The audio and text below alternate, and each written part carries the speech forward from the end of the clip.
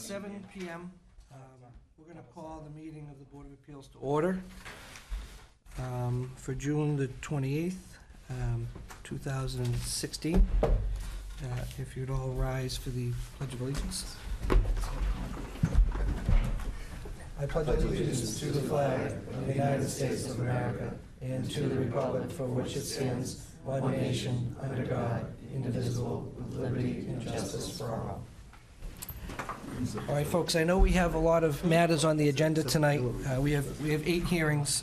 We're starting earlier tonight. We're moving into an executive session.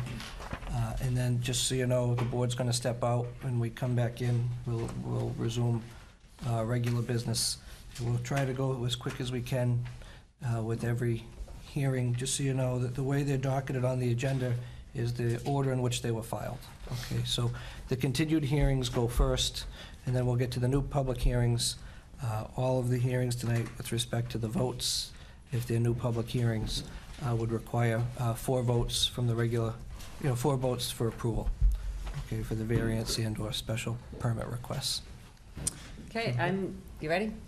I move to go into executive session for consultation with town council for confidential legal advice and to discuss litigation strategy and National Refrigeration versus Zoning Board of Appeals, and the chair declare that an open meeting would be detrimental to the town's litigation strategy and to return to open session. Is there a second? I'll second the motion. All in favor? Aye. So moved.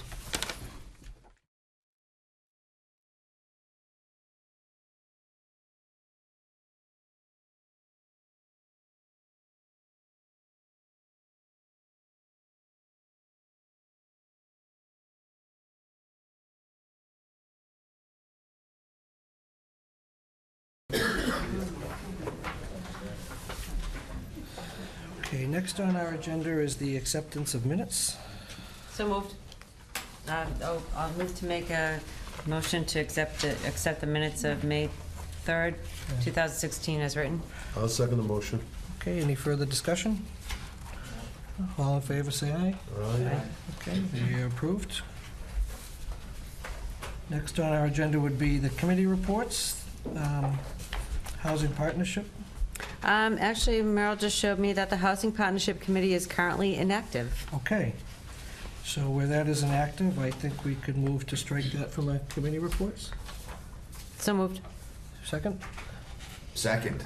All in favor? Aye. Okay, that will be stricken. Next would be the Selectmen Osgood Committee report. We did not meet last month or this month because of town meeting. I'm not quite sure when the next one is. There's no next planned one yet, but you can always look on the website to check to see when the next one's available.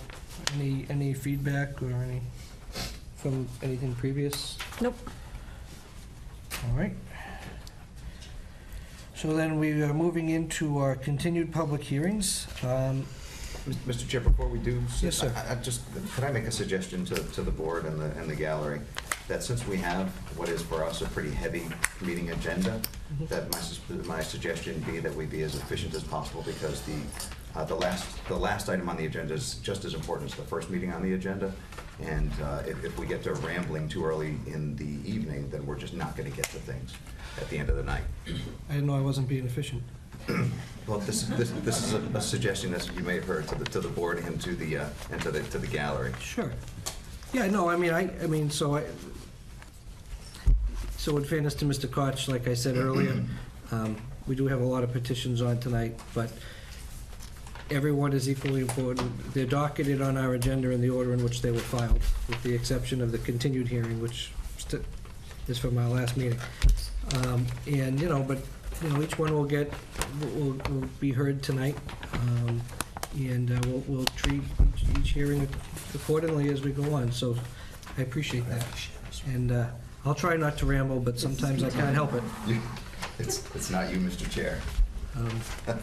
So, that being said, A little bit, just a little bit. I do ramble a little bit, but you know. Like now. All right. Peter Street, where was, hi, how are you? So I think, you're welcome to come up to the table here. If you need a board or anything, to put anything on, that's fine. Just, so each hearing, come on up here. I know it's a different setting than we're used to. We can just talk about what's different from the last meeting. I want to see the heights, too.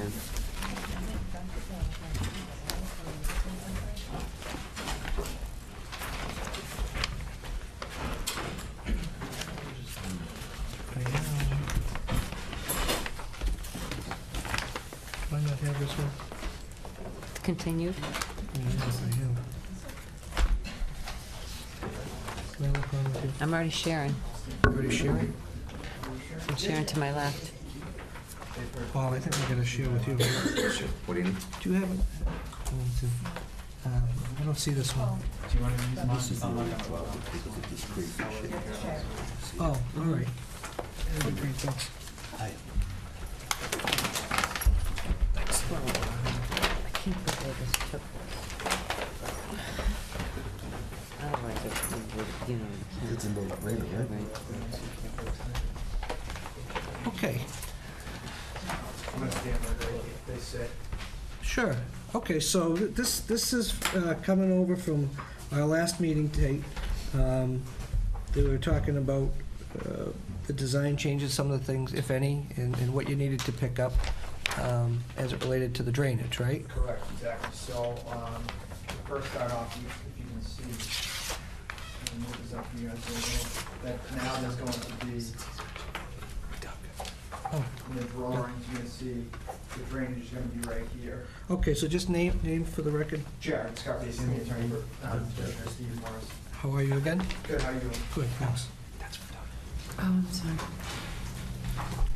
I didn't mean to interrupt you, go ahead. No, go. Just wanted to get you on the You can record. see on the plan here, you're gonna see how the drainage now is gonna be in this area right here. So here's the existing, and then here's what we were talking about last time, the garage, and then the addition here. And then this right here is gonna show the drainage now, because I remember the neighbor was saying, back here, was asking about drainage issues. Yes, So yes. they're gonna have a well right back down here now Okay. for the drainage purposes. Okay, so I see you have a design for the well and a catch basin, right? Correct, Ian. You know, is that just as it relates to runoff, or is that for stormwater from the roof line too? Yeah, Both. yeah, for both. It's for both? Yes. Okay.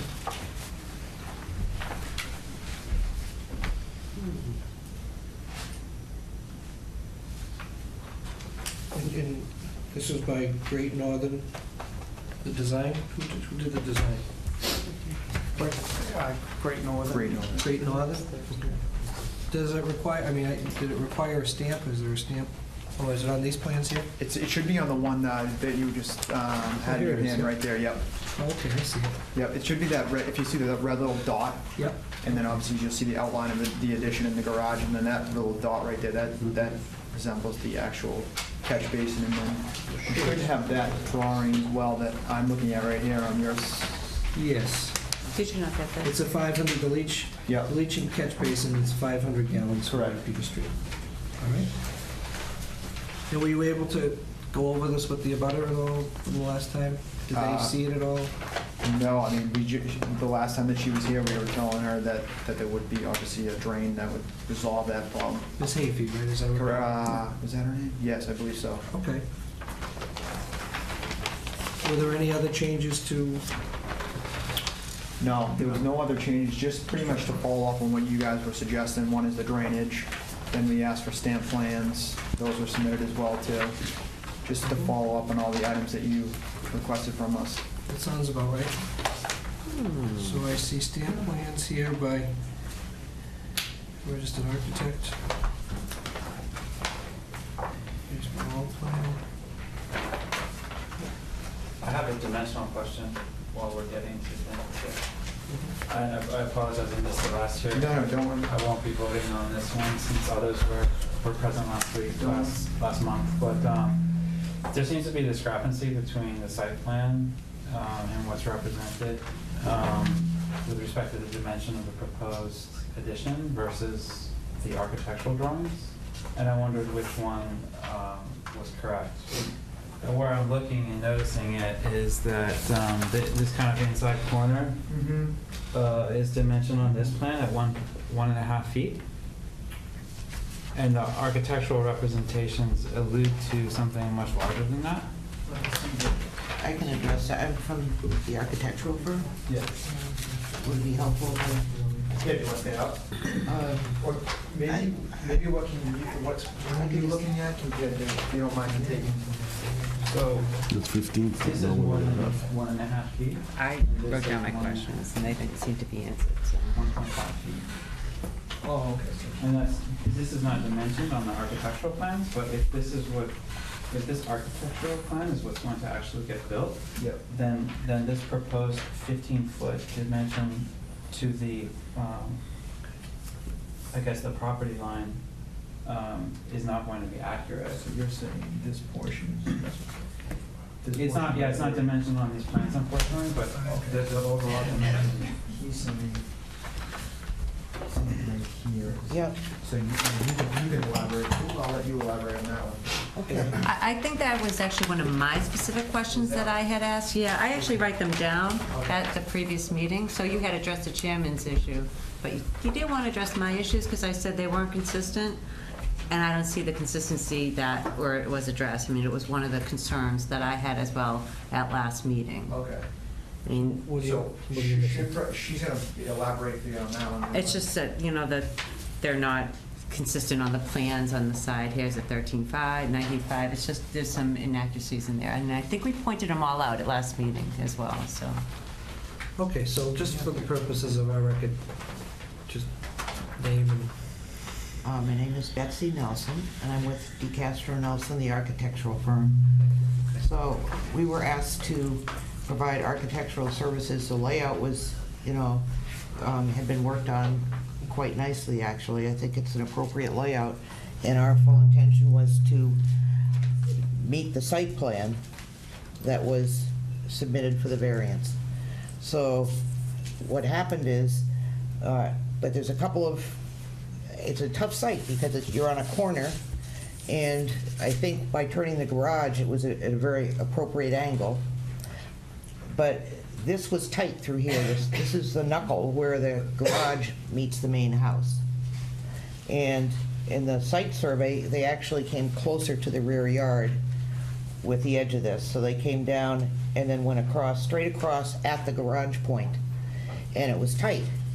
So what we did is we pushed that wall back. It's the back of the mudroom, and it shrinks to a small number and plan because of the configuration, really. If you carried this straight across here, it's just a 45 degree. So the surveyor is showing a line right here. So we're moving back a little bit inward to make this wall wider. It's still not a foot and a half. I mean, it's still not a foot and a half. I understand the geometry of it. Right. I was just trying to understand. So What are you proposing? I'm a little lost on your question. So you're saying the site survey is different from the architecture? There is a discrepancy, yeah. This dimension How much overall is from the the setback existing requirement? It's wall 20 feet, right? Yeah. to the far corner All right. is greater on that drawing than it is on this Okay. 20 feet. drawing. So if we were gonna, oh, excuse me. So, I mean, I think that, in terms of what we would be, what's before us, the request for relief I relates to the understand. site plan. From here. That's what you're looking at. That's what we're looking at. Right. So this needs to be finessed to match I that, understand. Okay. no question. I get that. So two things need to happen, and you're absolutely right. If we were gonna make it exactly like the site plan, we'd make it a little bit bigger this way by pushing the mudroom wall towards the rear out here, which you probably don't care about. If we make it smaller, that's probably good. But we could do that. We would do this, and then we would take the garage and shove it a little bit closer to the main house. That's the difference. So this, you can see in the architectural, and it has to change to match that. There's a little offset between the garage and the mudroom in the front. And that's not what we're asking for. We don't particularly need that, so. Are you asking for anything different than what you advertised in the site plan? No. As it related to the dimensional relief? No. But when we go for the building permit, this will have to be You're gonna have to, fixed in that point Make it smaller. and this point. okay. Yeah. Does that make sense? So the plans that are before us, that are stamped, still have a bit of a discrepancy, but would fall within the footprint, Correct. is what's asked for. Yeah. Okay. I guess we ought to just clarify on our ruling that we are ruling on the site plan and not the architectural. Not the architectural plan, Yeah, well, I mean, historically, we do tie them, we do reference them yeah, together. in the decision.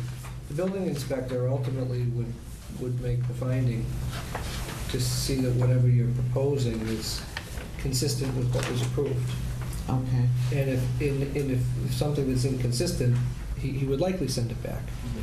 So, if there's a tweak to the architectural plan that is within the dimensions that are approved, I think that that's well within his discretion, Yes. in terms, like, nothing is substantially different.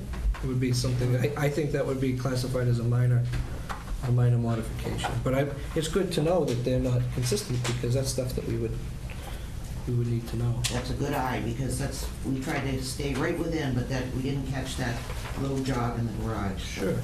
He would likely catch it, Sure. All right. And I presume, just to clarify, that what you will be approving is the site plan,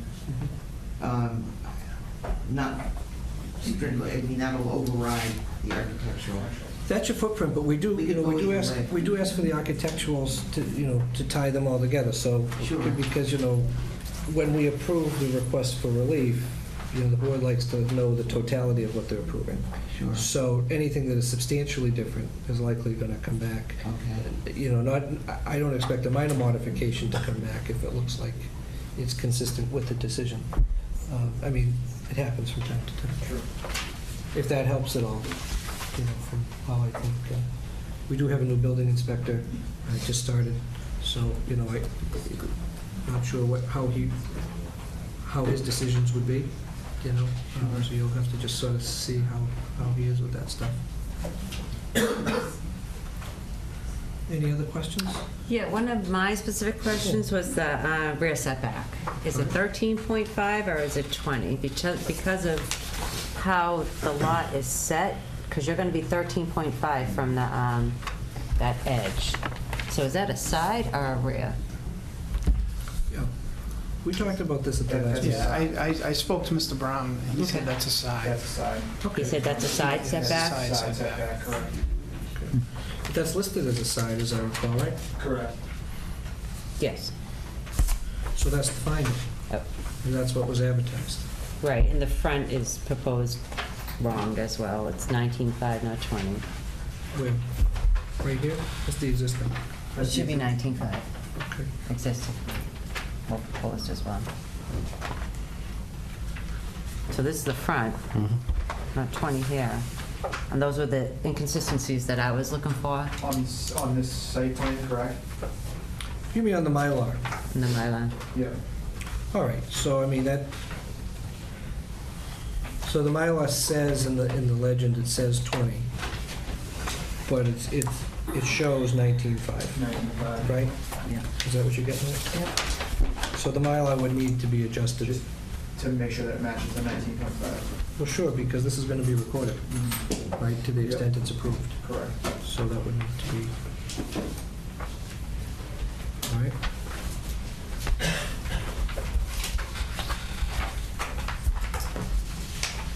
What else did I miss? What else? Okay, thanks.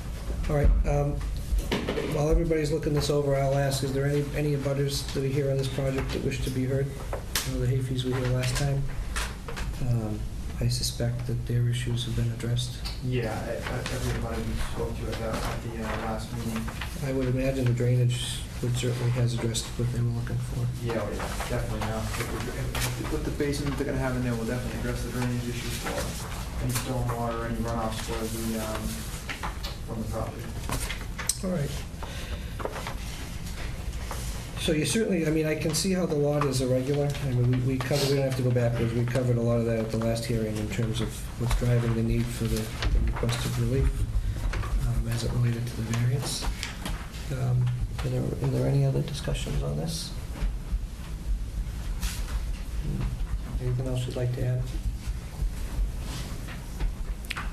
All right, well, if the record is complete, knowing that you would need to submit an updated Mylar, I think that's something that could be conditioned in a decision. An updated architectural plans. Mm-hmm. Just to match the site plans. Well, I mean, again, that's up to the discretion of the board. The board. I mean, clearly, the Mylar would just need, that's a Scribner's error. Yeah. It doesn't change the advertised relief. Exactly. So you want everyone to sign the Mylar.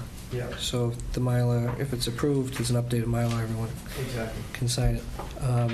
As it relates to the architecturals, I would leave that to the board. If they're okay with approving the ones that are here, leaving the rest of the building inspector, that's fine. If you want something different, that's up to you. I think the building inspector could handle it. Yeah. I mean, like you said, if it's a minor modification, then I think it wouldn't be an issue. So, now, as far as, we could move to close the public hearing, and we could vote. We're a 4-person board. Yeah. Okay, well, 5 regular members. I think all of our regular members are here, right? And we have two alternates. So everybody heard this last month, right? I did not. Yeah, he was the only one that wasn't there. So I'll stay out of the voting. Oh, okay. So then, why don't you step in? Which one of you voted last time? I believe it was me. Oh, well, you voted last time? Both of you were last. Regardless, you need them all in. So Alexandra, do you want to vote on, you were here last month, right? So you can, Okay. we just switch back and forth. Yeah, they were both here, I remember too. Okay. It doesn't, you need them both anyways. So, so one of them would stand in the shoes of Doug, because we're a 5-person board. Yeah. So that would be Alexandria, who would stand in the shoes of Doug, and you need 4 votes for the approval. I guess Do you understand that? Well, You need oh, yeah, absolutely. 4 votes to approve. Okay, it's a supermajority. All right. Want to move to Close the public hearing. close the public hearing? That would be fine. I'll make a motion to close the public. Is there anybody else that would like to have anything to say on this matter before we close the public hearing? I'll make a motion that we close the public hearing on this particular variance. Seconded. Motion is second. All in favor? Aye. I declare that approved. Deliberation? I'd like to say something. I don't think this couple should be penalized. They're probably having the weirdest lot in all of North Andover. Okay? All right? I mean, the state came in and stole the corner from them, okay, which limited their lot. Then they have this garage that's on the other street that juts right into them, which makes it harder for them to get the variance approvals to whatever. And what I see them proposing is it's a busy corner, okay, a corner that everybody sees in town. And I think that property, that their proposal, it is an enhancement for the town. I think they're enhancing the value of their property and the value of the town of North Andover by making a nicer building. That's all I have to say. Okay, thank you. I'm going to leave it alone, Mr. Chair. Okay, you sure? Yes. Anybody else? All right, well, it's our practice to move the affirmative. So, does anybody wants to do that? I'll make a motion to approve, Mr. Chair. Okay. I'll second the motion. I'll read it and do all the Okay. citations, then I think we get to the second. I'm going to hold off on your second just for a second. Okay, Yeah, just just trying to in- move just in things case I- along with all these people. Just in case I flub it. Don't want you to second a flub motion. Okay. I will make a motion to approve the petition of 1 Peter Street for property address map 24, parcel 62, North Andover, Massachusetts, 01845 in the R4 zoning district. The petitioner is requesting variances from Table 2 of the zoning bylaws, dimensional requirements. 10 feet front, the requirement is 30 feet, 1.5 feet left side, the requirement is 15 feet, and 10 feet rear, the requirement is 30 feet. And in the motion, Mr. Chair, I'd like to reference a proposed site drainage plan dated June 21st, 2016, prepared for 1 Peter Street, North Andover by Great Northern Survey, LLC. Also reference a leaching catch basin plan of 500 gallons at 1 Peter Street, North Andover, Massachusetts. It appears to be undated. And just for purposes of the record, Mr. Chair, there's an existing floor plan, first and second floor plan, group plan, proposed additions and alterations, A1, A2, and A3. They are dated 6/20/2016 from DeCastro Nelson Associates, Inc. Rounding out the plans, Mr. Chair, is a foundation plan and elevation, preliminary drawing number F1P, that's dated March 2016. We also have a proposed additions and alterations, preliminary drawing dated June 2015, revised March 2016, and a third, that was drawing number 2, and then drawing number 1 in that same set, Mr. Chair, is also revised March 2016. All right. Subject to the correction on the legend as it relates to the site plan from 20 to 19.5? Yes, Mr. Chair, thank you for the correction. And the Mylar. Which would result in a new Mylar being filed. Okay. All right, the motion on the floor, is there a second? I'll second that motion. Okay, there's a motion and a second. I will call the vote. Mr. Koch, are you in favor of your motion? Aye. Are you? Aye. Aye. Yes. I am also in favor of it. No. Okay, it's approved 4-1. We'll issue a decision within 14 days. Thank you.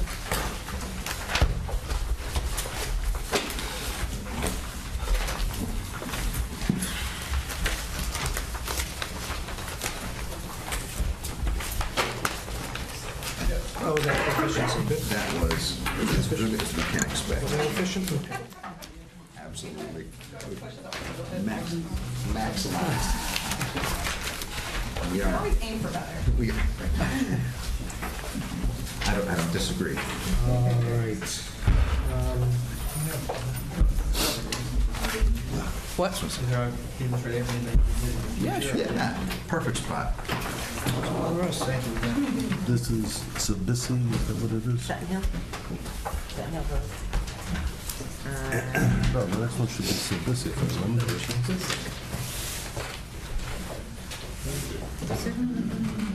Oh, yeah. I'm on Sutton Hill Road, right.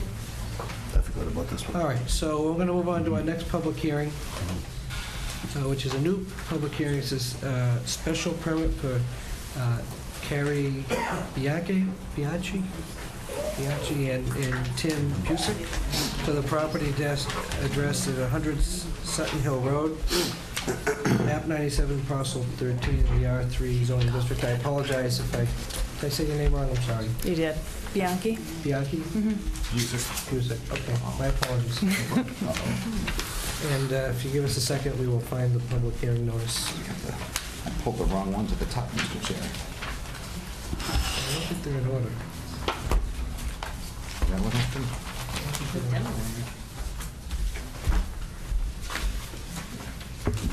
You have to even buy all this stuff. It's never even buy what you have.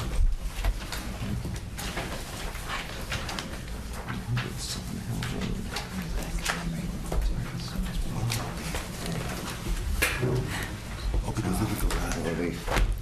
Final? That's why. Not very efficient, Mr. Chair. Yeah, we gotta work on efficiency, Mr. Pitch. Well, I think for whatever reason, we only have one notice, one pile of notices, I don't know why, but, so we've been just trying to keep it to read, yeah. I think it was just, really small as compared to what's. I don't know. So I'll just jump right in, Mr. Chair. North Andover Board of Appeals notice is hereby given that the notice is hereby given that the Board of Appeals will hold a public hearing at the School Administration Building at 566 Main Street, North Andover, Massachusetts, on Tuesday, June 28th at 7:30 p.m. All parties interested in the petition of Carrie Bianchi and Tim Busick for property address 100 Sutton Hill Road, map 97, parcel 13, North Andover, Massachusetts 01845 in the R3 zoning district. The petitioner is requesting a special permit from 4.121.17 of the zoning bylaw, family suite in the R3 zoning district, is required from the Zoning Board of Appeals.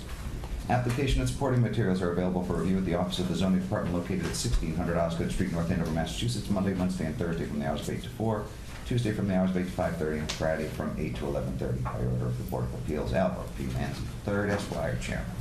Okay, wonderful. So, welcome. All right, so you want to do a family suite? Correct. Just looking at the authorization. Did you have somebody else come, supposed to be someone else come and speak for you? Hopefully future occupants is it. Oh, I got you. Okay, right. Future occupants, sure. Okay, well, tell us about your project. So we're looking to build a family suite over the existing garage. We would replace the garage and for my in-laws, my wife's parents, to move into. So it's a living area with a bathroom and a small kitchen.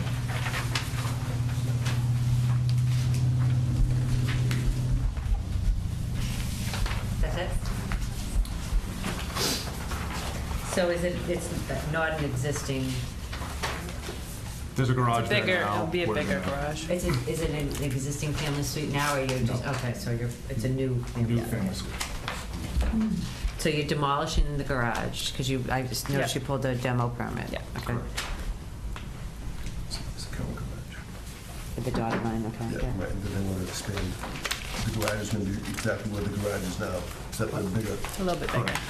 So you can put the apartment on top of a bigger garage. Yes. Correct.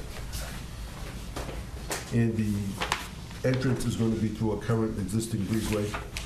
It's More sort or of a less. new mudroom that Mhm. comes in the middle, but yes. So I'm a little confused about your site plan. With the pink, what, does this represent the new area here? Mr. Sullivan did. Yeah, so this is the garage now, and that would be the addition, so there's a mudroom area here, which is So it's going around the garage? Or the garage is coming the down? garage. Garage is coming down, okay.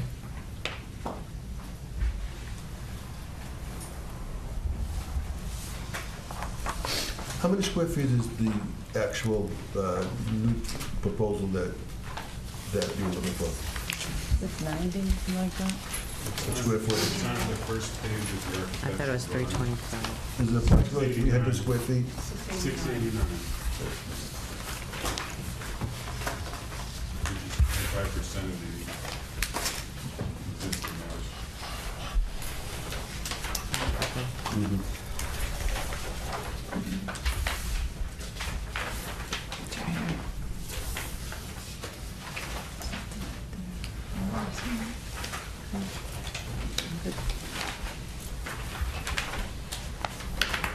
So that's less than 25, did we calculate the percentage? Is that less than 25% Yeah. of gross floor area? Correct. It's 25 on the house, Mr. Chairman. 25 on the nose?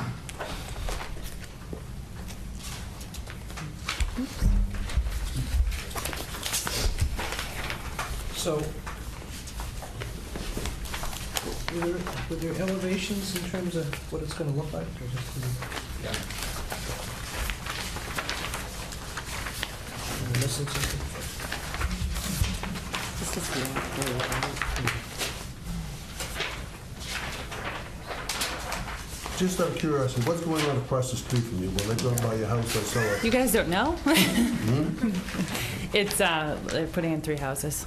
They're putting in 3 houses there? Yeah. So they took the existing lot and purchased a dog leg off the back of the lot next door, and they're gonna put two houses up front with the entryway to a house in the back.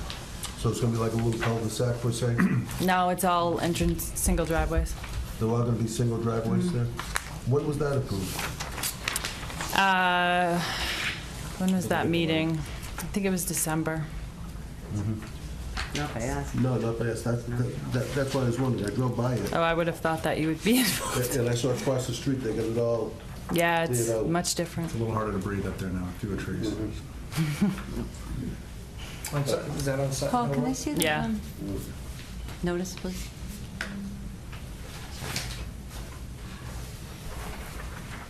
Thank you.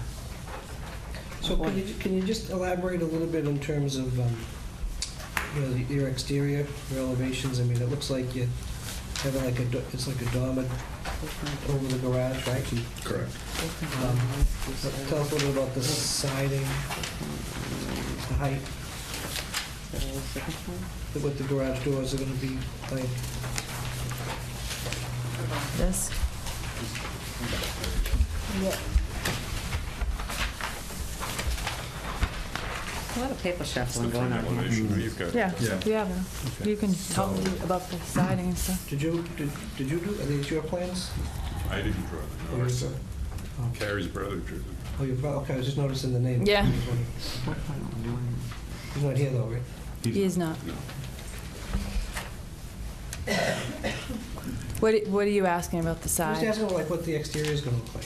Same as the house now, Yeah. just Clapboard just siding. Plywood siding. Yeah. Do you have any pictures of the original house? Not I might have Not that them. we've submitted, I can pull some up. You have it? I'm just asking, you know, so you probably don't go to any other boards, right? So I'm just asking, you know, what it's gonna look like. You didn't need any zoning relief, right? No.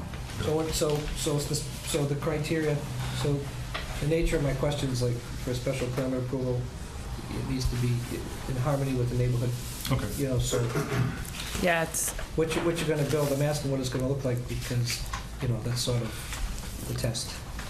okay. I mean, you can talk that, I have, The elevations are the plans, vibrant siding. You're welcome to come up if you want to. With the garages, this would go into the bedroom. This would go upstairs. Same height. Yeah. So it's the same. I'm John Bianchi in Fairstead. Sure, how are you? That's Thanks for the way I coming. saw it. This room. Basically, First, when we this one. designed the addition, or designed the new roof on the front of the garage, we didn't want to build a two-story straight up. Kitchen. So the architect mitigated that by putting in a dormer in the front. Okay. And that kind of mimics the dormers on the house. It's basically a cake. There's a full dormer in the back, but it's not really very visible from the street. So the height is effectively the same. It's a little bit less than the existing house. I'm looking at the west elevation. yeah. In water, any guttering in the house, what do you do? There is no guttering on the house right now. We may consider doing that. There are renovations that need to be done in the existing house too, and that's one of the things we're talking about. You're not really creating too much in new area though, right, in terms of your addition? No, it's about 2% of the square footage of the lot, and it's probably really only a 1% increase because a large portion of that is driveway now. Okay. So it's hard surface. Yeah, so you're proposing, I see that, okay. So it's driveway in the front and on the left. Right. So What's this, what's the topography like it's a sloping lot from the street to the back. from the street to the back? So this way, what's it like over this side? Uphill. Uphill to the structure? No, uphill to the street. The street is way higher than Okay. the garage. I don't know if the flat plan has those elevations. And do you require any other approvals from any other boards, conservation? Oh, that helps. Okay. Oh, I see, all right.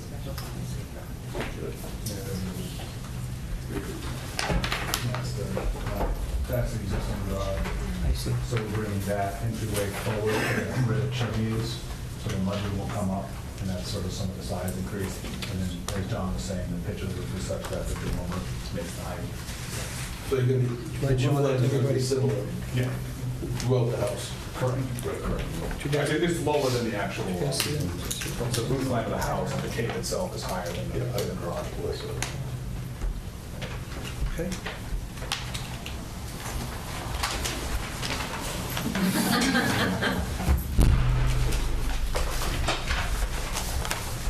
So did they go over with you the requirements of this family suite in terms of the occupancy and so forth? Yes. certifications.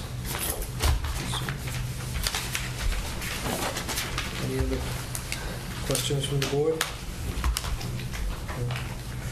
All right. Are there any abutters from the neighborhood that would like to be heard?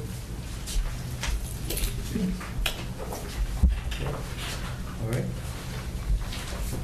Hearing none. Can I just say one thing before we close public hearing, we take votes or whatever?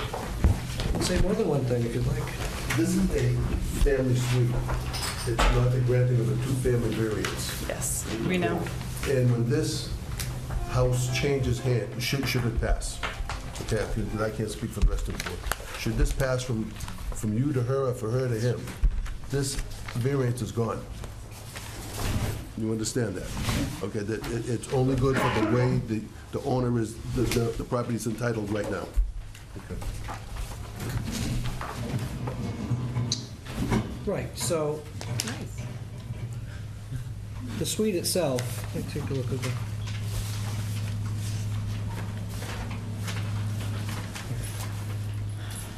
Which is always a unique question for us because once you build it, it's there. But it's a single family. In a single-family neighborhood.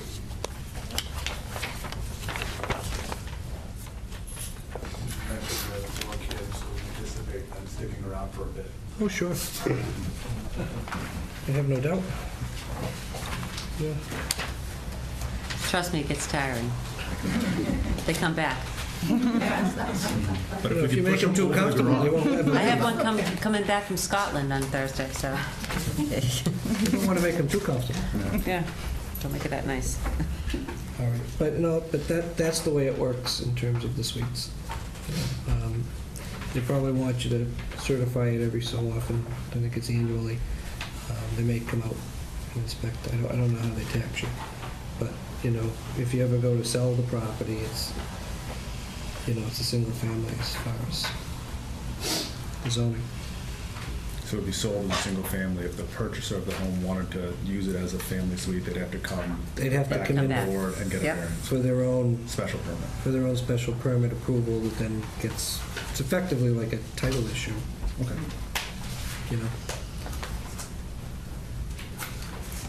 So, all right, it seems pretty straightforward. I don't have anybody, there's nothing on record from any abutters concerned about water or runoff.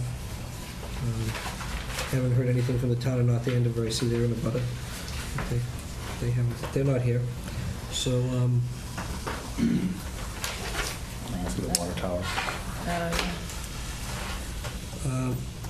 I think it would make sense to close the public hearing unless I'll make there's a more. motion to close the public hearing. Second.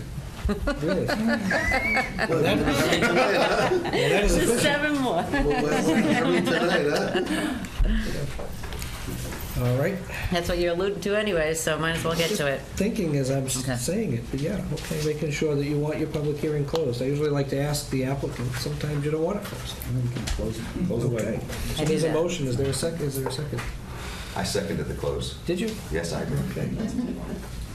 Can't wait, Mr. Chair. Any more deliberation? Call the vote?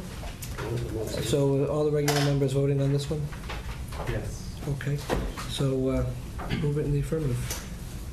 I will make a motion to approve a petition of Carrie Bianchi and Tim Busick for property address 100 Sutton Hill Road, map 97, parcel 13, North Andover, Massachusetts, 01845 in the R3 zoning district. The request is for a special permit from 4.121.17 of the zoning bylaw, family suite in the R3 zoning district, as required from the zoning board of appeals. And with that motion, Mr. Chair, comes the litany of plans referenced in the hearing. There's a plot plan of land for number 100 Sutton Hill Road, North Andover, Mass., prepared by Sullivan Engineering. Date is 6/1/16. And then a handful of, there's a demolition plan, which is AD 1.2.0, demolition plan AD 1.3.0. All right. There is a floor plan, A1.1.0. Another, continuing the floor plans, A1.2.0. Nice and out of order here. There's a cover sheet of Pleasant, A0.0.00. Here's the last demolition plan, AD 1.1.0. Then there are exterior elevations plans, A2.2.0, A2.1.0, last but not least is roof plan, A1.3.0. And I've exhausted all of them in my packet, Mr. Chairman. Okay, so moved. Is there a second? Second. All right. I'm sorry, as soon as you just want to put in there that they authorize Carrie into this in the record that they're authorized to talk about, okay. I don't know if that's necessary in the motion, but I'm happy to read anything, Madam Vice Chair. Are you looking to amend your motion? I'll append it with a letter to the Town of North Andover Zoning Board of Appeals dated June 1st, 2016, wherein Carrie Bianchi and Timothy Busick have authorized John Bianchi and Carol Bianchi to speak on their behalf and represent them in all matters regarding this application and hearing process. All right, so amended. Is it seconded? Good.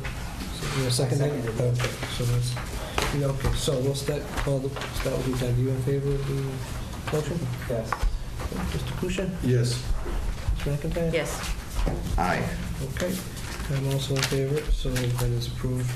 We will issue a decision within 14 days. Thank you. There's also a 20-day appeal period from the date in which the decision is filed. And make sure you file it with the deeds, and make sure the plan with the deed. We have that in the list. No. Meryl has that taken care of. She has a checklist for you? Thank you very much. Okay, you're welcome. Good luck. All right.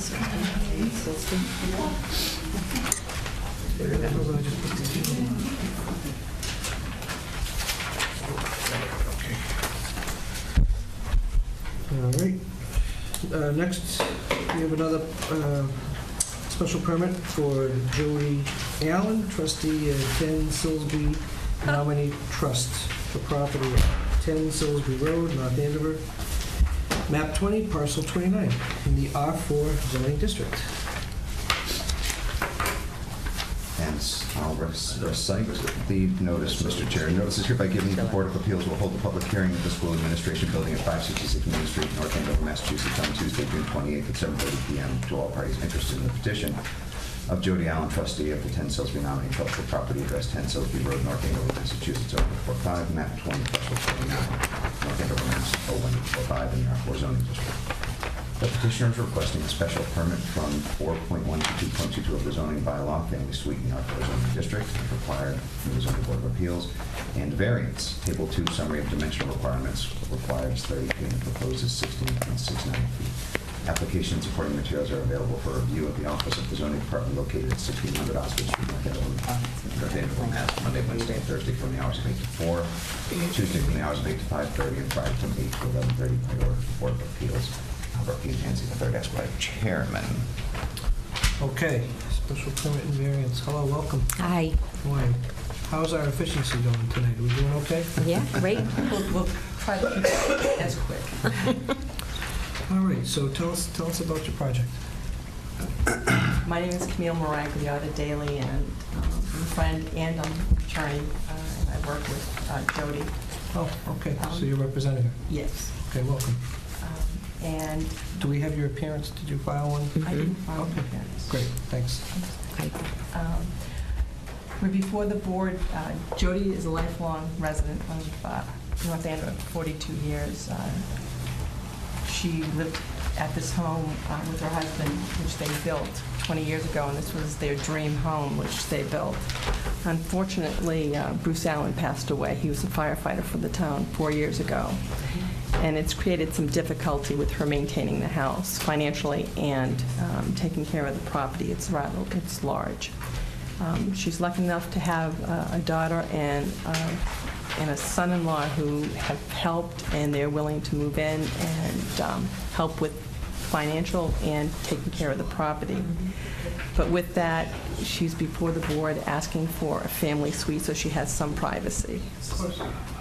They have two little girls, and she's going to help them. So that's why we're before. So you have the family suite and the variance, right? So we have to take a look at that.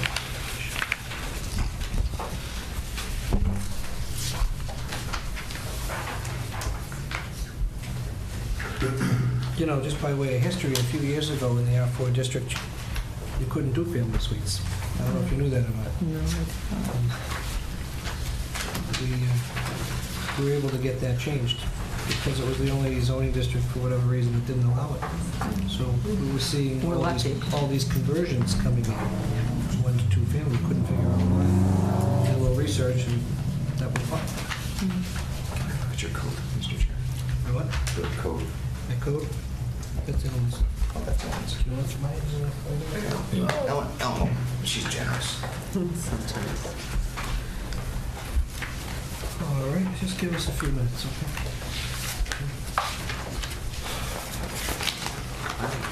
I had a big abutter list, so I'm just gonna, how many abutters are here on this project? Okay. That's what I thought. What's your variance for?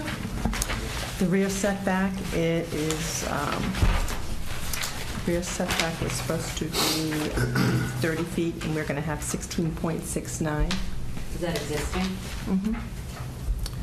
No, Well, it is, no, you want to create. yeah, we want to create it, You so want it's to create 16.69. So you would need a variance Yes. for the rear dimension.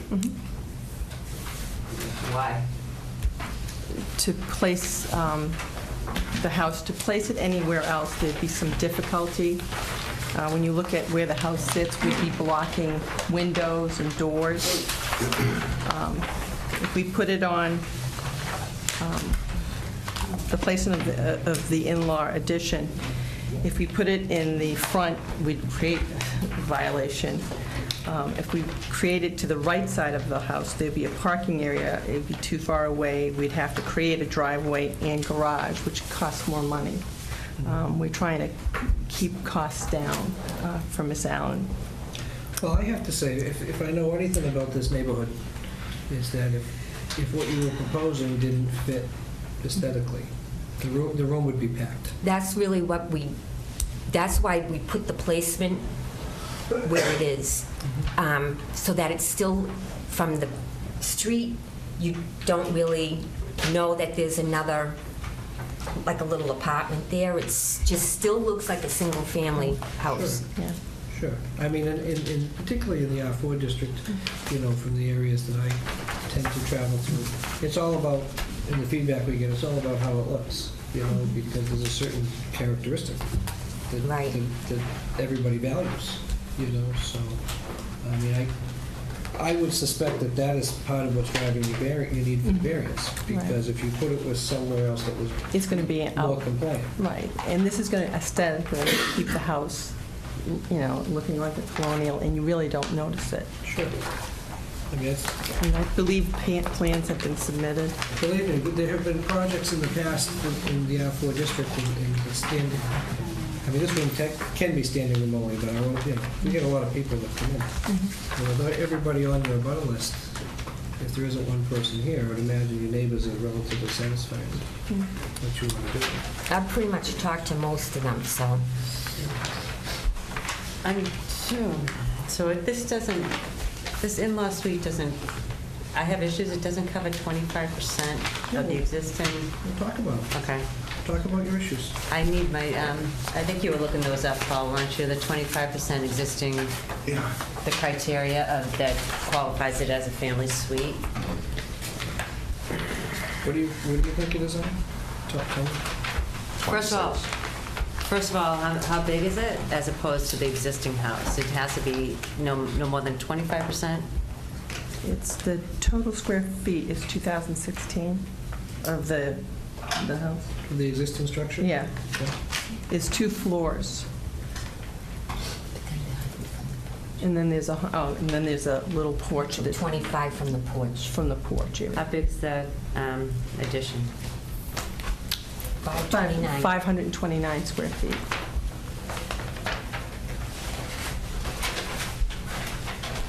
Calculates to 26.24. Which is more than you can have.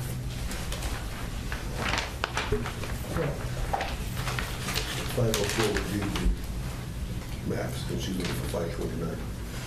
Did the building inspector give you any indication as to when you went into the applicant? Did you see Mr. Brown? Mm-hmm. And he told her what you wanted to do was fine? Yes.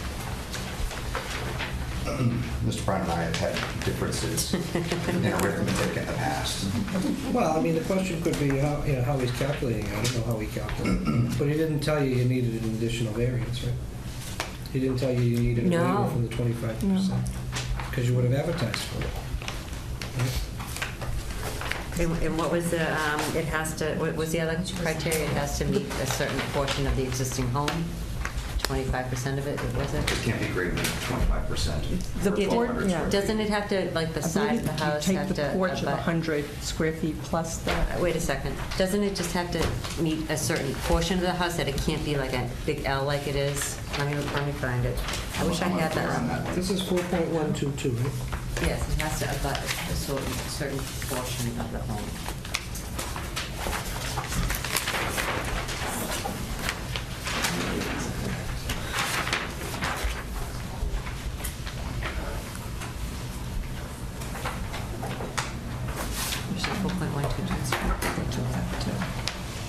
Right. What is the bylaw that they advertised on? I don't know. What were they references in the bylaw, Paul? The 4.122.22.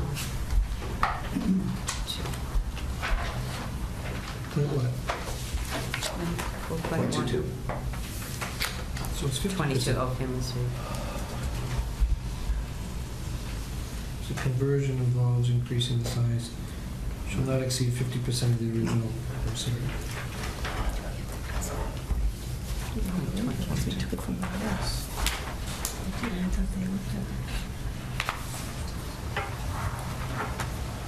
It says a separate dwelling unit within the attached building for a member of the family is allowed by special permit, is not occupied by, doesn't say anything about a percentage. That's another section. Yes, in the R4, Which one is this? family suite, the actual definition of what a family suite is. How many square feet is your proposed family suite? Is going to be 529 square feet.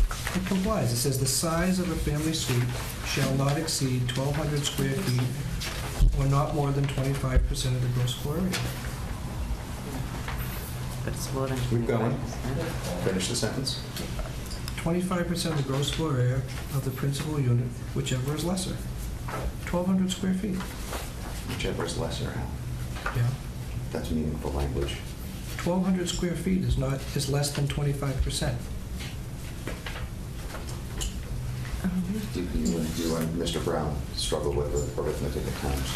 I don't struggle with anything. He didn't tell me Which is lesser? 1,200 square If feet. it is stated in the standard that 25% of the principal dwelling is less than 1,200 square feet, then you would take the percentage, not 1,200 square feet. That's not what it says to me. The biggest- I'm not the code enforcement officer. The biggest it can be is 504 square feet, if we're going to be... The size of the family suite is not to exceed, have you seen this?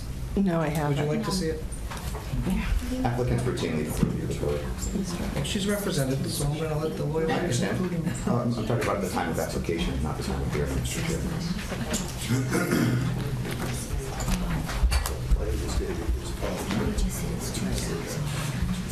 I don't agree with you at all.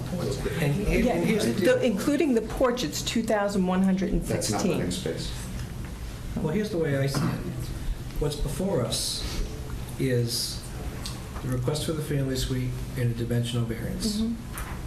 If and when you go back to apply for a building permit, the building inspector tells you have to come back for a 25% waiver because he agrees with the interpretation of Mr. Koch, then you'll be back here again. Okay. That's the way I see it, because we're not making findings as to enforcing the bylaw. You know, and I don't think it reads the way, I don't read it the way you read it. So, Let's go line by line. but you know, you need 4 votes, right? The size of the family suite is not to exceed 1,200 square feet, so that's test number one. Or not more than 25% of their gross floor area of the principal family unit, which is 504.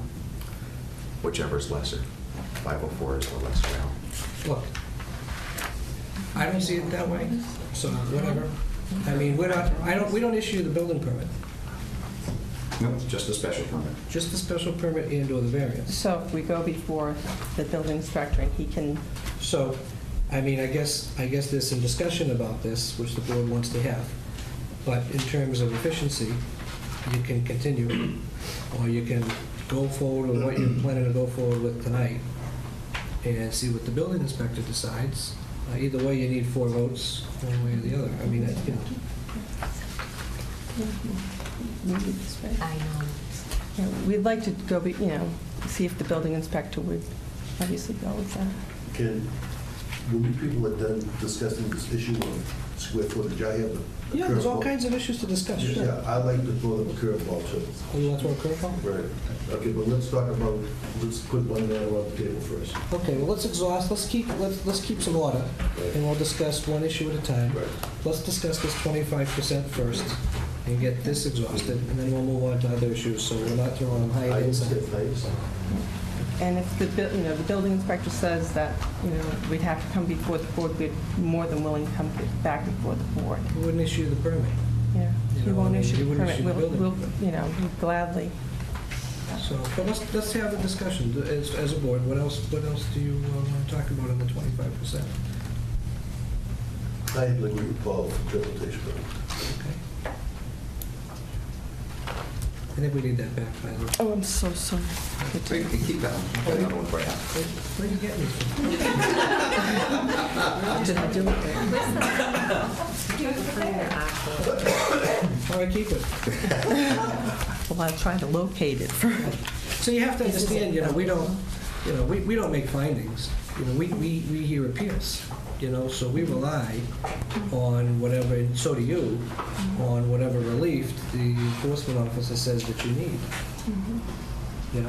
So, I mean, I think in terms of, the totality of your project, by virtue of the fact that in a highly dense area, you don't have any abutters, is pretty telling of your proposal. Yes. But, that issue comes up. I don't know what more to do for you there. Then I don't know if it's, dispositive of what you're asking for tonight, quite candidly, because it's a code enforcement issue. So I don't know why the board couldn't rule on what you're asking them to rule on tonight. And then if that becomes an issue at the building inspector level, you have to come back. Yes. But the board may feel differently. The trick, Mr. Chair, is yes, the board can rule, but the board can rule unfavorably. Yeah, you can be arbitrary, sure. You can be arbitrary. Set the applicant back. You can be arbitrary and make decisions based on what's not before us. He wants us to pull it. But it's not before us. Put it on. The definition of a family suite is indeed before us, Al. This is an application for approval for a use. We do not issue the building permits, Mr. Koch. It is the code enforcement's determination to decide whether or not they have met with all that needs to be applied for. If you want to go outside the bounds of the ordinance, by all means, Al, you are welcome to be as arbitrary as I'm you not will. going outside, I'm going by the application before us. We disagree and will never agree, so perhaps it's wise, and for the sake of efficiency. So you gotta rule on what's before you. You gotta rule on what's before you. Okay? That's the way it's gotta go. The definition of family suite is before us, 529 square feet is before us, and 2,016 square feet is before us, and arithmetic is before us.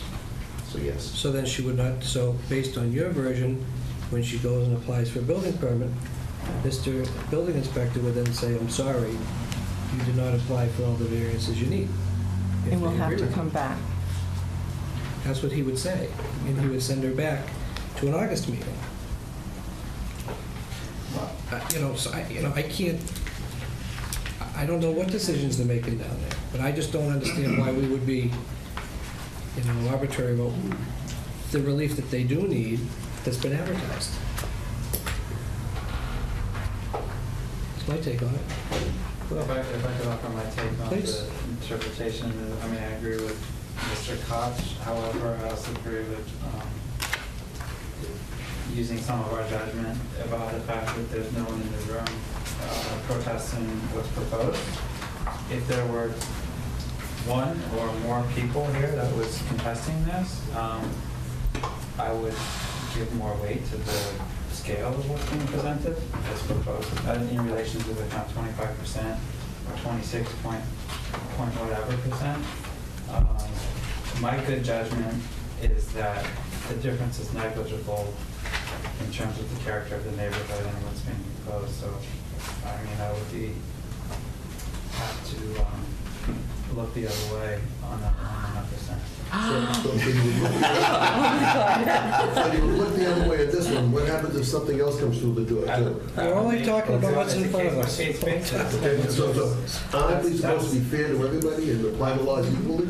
I will absolutely. Okay, because now you're saying we want to make an exception. No, what you're saying What I'm is, saying Okay, is- because there isn't anybody here. What I'm saying is that if we as a board didn't make any judgments, didn't offer any common sense to the town of North Andover, we would never come here, and we would just, our building inspector would just do this and point to the bylaw and say, this is the law of the land. No, I But disagree. we do this every month, so why can't? you're not without remedies, About it. Mr. What you could do is you could send a letter to the building inspector, asking him to review it. We don't know how he calculated it. I mean, I don't know how the math was calculated. You know, you could condition it and say that you'd have to come back for another 25% approval if the building inspector finds that you need it. I mean, the thing of it is, you know, our role is, I always try to narrow our role in terms of what's being asked of us, you know, first. I don't think there isn't merit to what you're saying. Maybe there is, maybe there isn't. I just don't think it's necessarily our job based on what's before us. I think you can send, you know, so you can definitely send a message back and say, we want you to check on it. And if you find that it's needed, send an application. If you find that it's not, then it doesn't matter, it's negligible, because, you know, it's just not our role. Look, you and I obviously disagree on any number of things, but I absolutely agree with you that there are a number of remedies for the applicant. One of those remedies is to shave 25 square feet off the family suite. Well, I think that's unreasonable. That's not before us. It's unreasonable. You can ask it. I'm You know- not asking, I'm just, when the motion comes before me, then I'll be making Why wouldn't you just, my vote. why wouldn't you just condition it that it's got to comply with that section of the bylaw and you need a finding from the building inspector? I mean, you know, it doesn't mean they don't need the relief that's asked for. Well, I mean, we can carry on, because there are more problems. Sure. There's not just this one. Okay, so have we exhausted the 25%? Alan, you want to talk more about that? I do not know.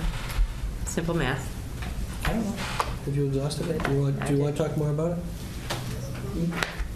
I knew, when I looked at this morning, I knew there would be a daunting work as far as the square footage go. Paul, you didn't upset me, okay? All right, I knew that you would be bringing this up as an issue as well as Ellen. So my focus really wasn't on that.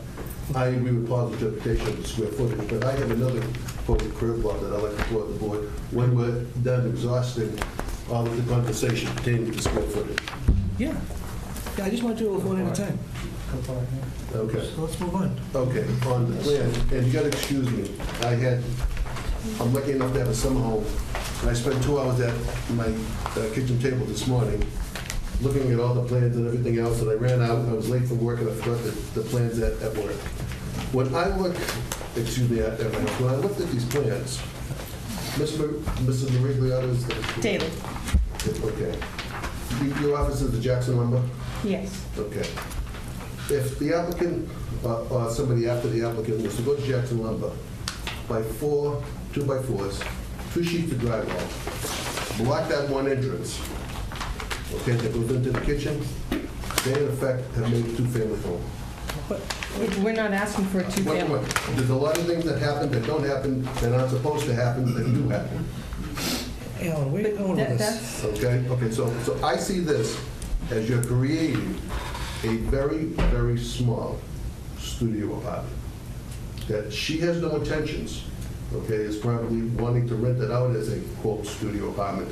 And in her mind, and what she wants is a family suite. But after it's built, 20 years from now, 30 years from now, okay, when something happens to the family, they want to sell their home. And I understand the restrictions that we're going to put on this property. I understand that. But that doesn't mean someone's not going to, quote, rent it out. Well, They're not supposed to rent it out. People aren't supposed to drink and I drive. understand, but like the prior people, Okay. it's a family member and it goes away. I the understand. new people who buy the house have to come before this board. What if they don't, and they just decide to rent it out? Well, Okay, with the guy gets prior a post people- office box, and there's not even a phone, an address. The reason for this is to help her out. She's lived in this town. Bruce and Jody Allen have And are we lived in supposed this to town. protect the neighborhood that she lives in too? Wait. And Let her she answer the has. questions. I I mean, this We're is not a cross-examining. confrontational thing. This is a woman who needs help and is lucky enough to have a family that's going to come in and help her live there. They would not be able to live in that house altogether. Sure. If this does not happen, she most likely will not be able to keep this house.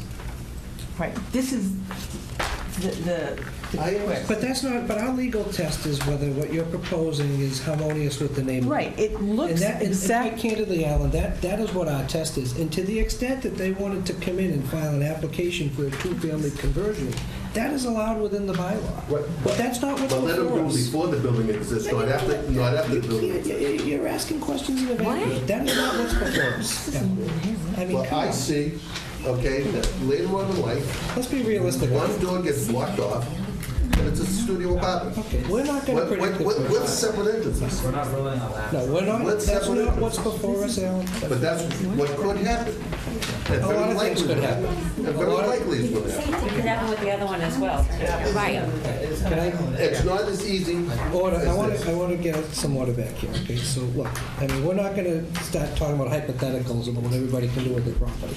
We're going to talk about what's before us. Of course it's going to happen. So, what else do you want to talk about that has to do with what's before us? Well, one of the things that is before us is the ownership of the property, and this, I won't disappoint you in this regard either, Alan. Is it a realty trust? It's in a trust. And a trust is not a person. A trust doesn't have siblings. It doesn't have, a trust, unfortunately, does not have brothers, sisters, maternal parents, grandparents, in-laws, children, the residing owners of the principal unit. So trusts just aren't a proper applicant under these circumstances. Are you suggesting that the trust doesn't have standing to Yes. apply? It's according to the family suite definition, but if you don't want to read the No, ordinance. it says who can because live that's there. arbitrary. No, it says who can live there. The trust can be an applicant. The question is, who is going to live in the family suite? And who's going to live in the family suite? Who's going to live in the family suite? I am. Jody Allen is living in, and she's a trustee and beneficiary along So with. the owner is going to live in the family suite, which is also contrary, unfortunately. Are you I know kindred? this is arbitrary. Are you kindred with who's going to be there? Yes, that's her daughter. This is Kim Dufresne How are you? and Chris Dufresne. Nice to see you. They have two children. They want to move in with their, her parents. Her mother, not parents, her father has passed away. This is literally being done to help so she can stay and live here. There's nobody here on the board that doesn't appreciate the nobility of the goal. Unfortunately, the path to getting to that goal is just outside of too I many think you're lines. absolutely wrong. No way. I mean, it's a good, I totally disagree with this. I mean, you saying you're not going to vote on For it? the gallery, for the television audience, and for the remainder of the board, There we go. I will read He's from looking for ratings now. 2.37.1. The family suite may only be occupied by brothers, sisters, maternal parents, grandparents, in-laws, and/or children of the residing owners of the principal dwelling unit. If the children are the residents of the principal unit, they're not the owners. So unfortunately, in this case, the reputed owner, the beneficial owner, is going to be living in the family suite, which is contrary to the ordinance. I don't see it that way either. She is, Kim Allen is the other beneficiary, because if we kept Jody as the trustee and sole beneficiary, there'd be merger, as you know. There would be no trust. And there'd be no trust. I So it appreciate is, that, it Paul. is, But you're highlighting the trust element again. The trust doesn't But- have brothers, sisters, children's, parents, and grandparents. I don't agree with you, no. I know. So what do you want, an opinion from town council, Paul? I don't need an opinion. This is plain as day to me, Al. Well, that's ridiculous. This is a ridiculous discussion we're having. This is absolutely ridiculous. I can't even believe, I apologize that we've actually even gone here.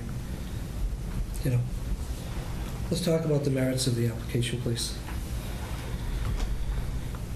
Help yourself, Mr. Chair. It's your meeting to run. Well, Talk about the merits. What But- merits do you have? See, now Paul brings up a point, That's she right. can't live in it because she's not, There's nothing in there that says that you can't live there. The definition defines that she can't live in this family suite. She has to be the owner. It doesn't say The she owner can't. has to live in it. You're denying a fact, Al. Why don't you get a finding from the building inspector? I need a finding from the building inspector. I can He's the read it one It's myself. a definition of a family suite.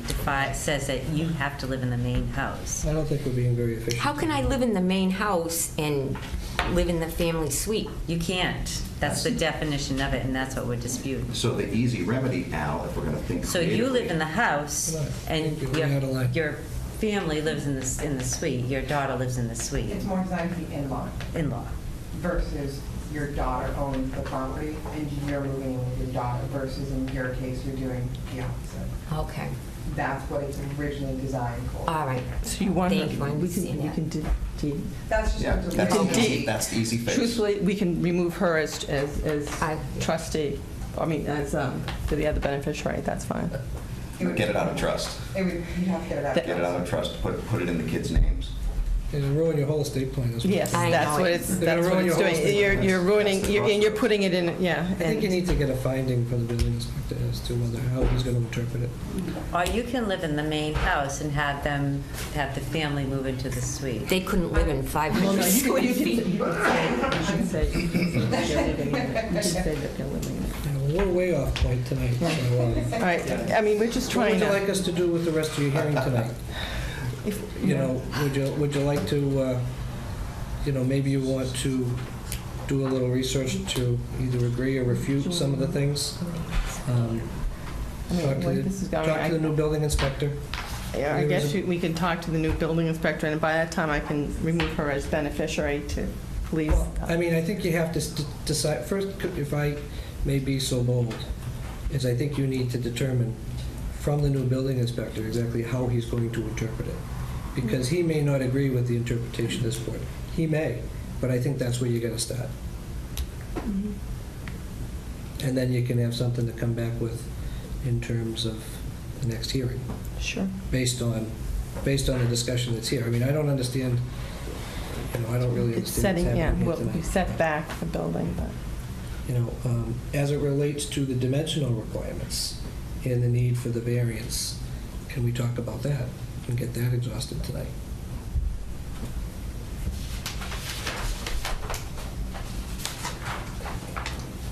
What is special about that lot that you need a variance? Special about the lot? Yeah, Where we're going to place the, The variance is based on size, shape, topography. Soil shape. Soil, thank you. Size matters There too. needs to be a hardship in order for a What's that? variance. It's financial cannot be determined as a hardship in order to say, a variance cannot be granted for financial reasons. Is there anything on that lot that has soil, shape, topography that makes it unique? It's the whole district, the whole R4 district. Yeah, I'm asking them. Well, I can talk, Okay. all right? I haven't given up that right, and I think that... I was just curious what makes it to the homeowner who actually owns the Well, we did property. address this, that there was nobody from the R4 district that It was here. doesn't, Sure, it goes to it, because if there was specific compliance with anything else, it wouldn't be harmonious with the neighborhood. It's the nature of the lot itself that's driving the request. It's the nature of that district and the way they're all configured. I have no doubt. and not only that, there's a garage over here. I mean, it's making it difficult where she can put this. There is a garage to that back. If you put it to the front of the house, again, you're going to make the house not look aesthetically nice. It'll make it look like a two-family. That's not what Miss Allen wants. She wants this to look like a colonial, and you not even notice.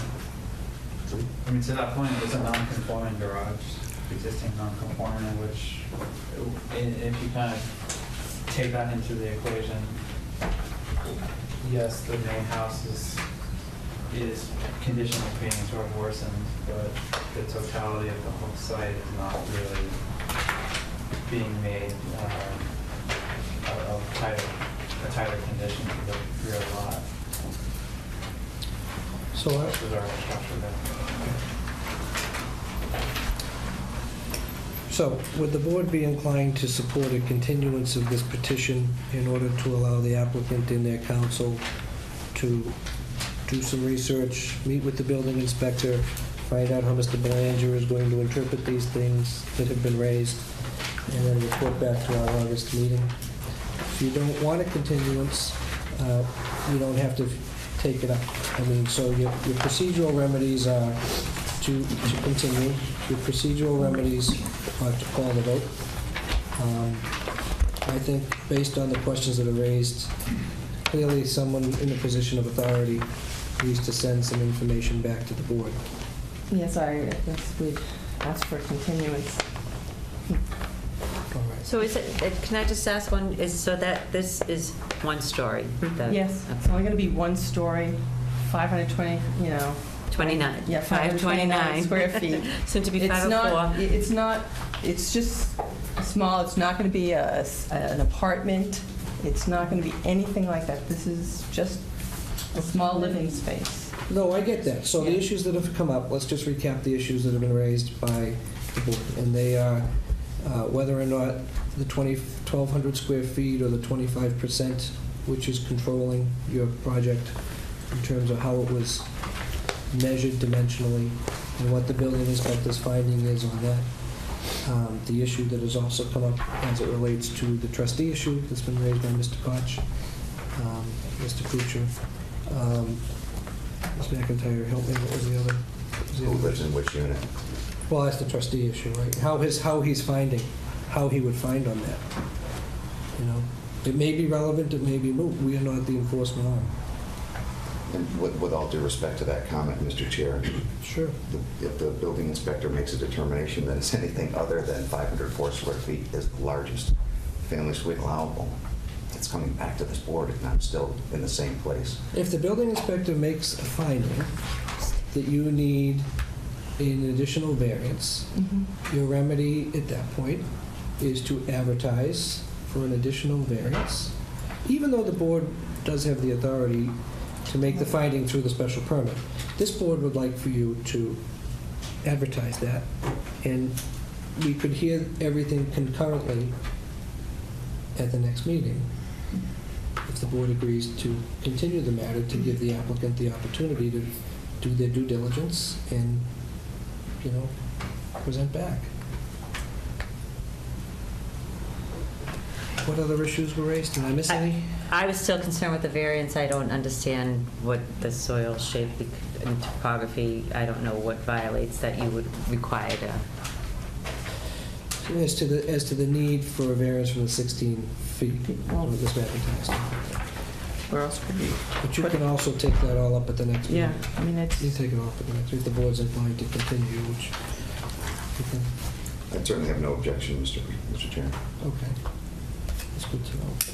And then Merrill, maybe you could help facilitate a meeting with Mr. Belanger so he can go over this with them, and he'd have to send some communications to us. Can you just tell me also, since you're going to be gathering information, how far is the house from the existing, the addition from the existing garage? And is that porch covered in the back? The second entrance to the addition, the in-law? I just want to see if is the porch covered, is the walkway covered to the second entrance to the No. addition? And how far is the garage from the proposed addition? The distance between? We don't have them. Right here. We don't have them at the plan. The back of the,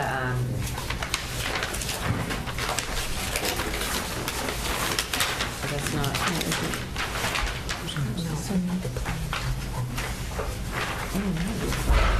Do you? I'm just curious.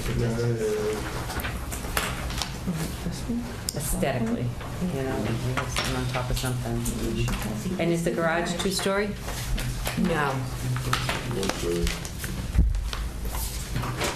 Doesn't give it to you, doesn't give you the square footage. It's really close. Of the stairs, of it, of It's this. about 12 feet. So this is like 5 feet there, then, if that. Yeah, a little less than that.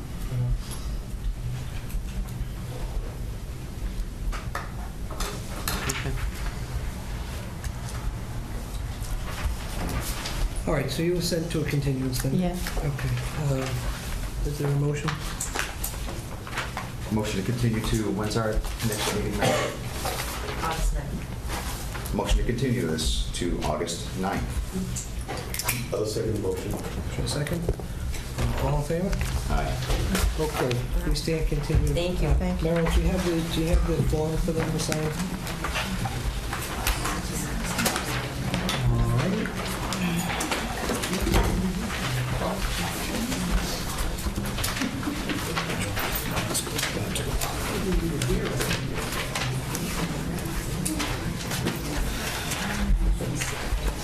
Moving on, Mr. Chair. I think so. 19 Chadwick. Notice is hereby given that the Board of Appeals will hold a public hearing at the School Administration Building at 566 Main Street, North Andover, Massachusetts, on Tuesday, June 20th at 7:30 p.m. to all parties interested.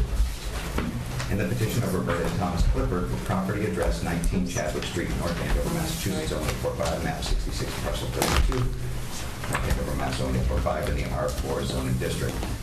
The petitioner is requesting a special permit from section 4.122.14B of the zoning bylaw, conversion from one family to a two-family in the R4 zoning district, as required from the zoning board of appeals.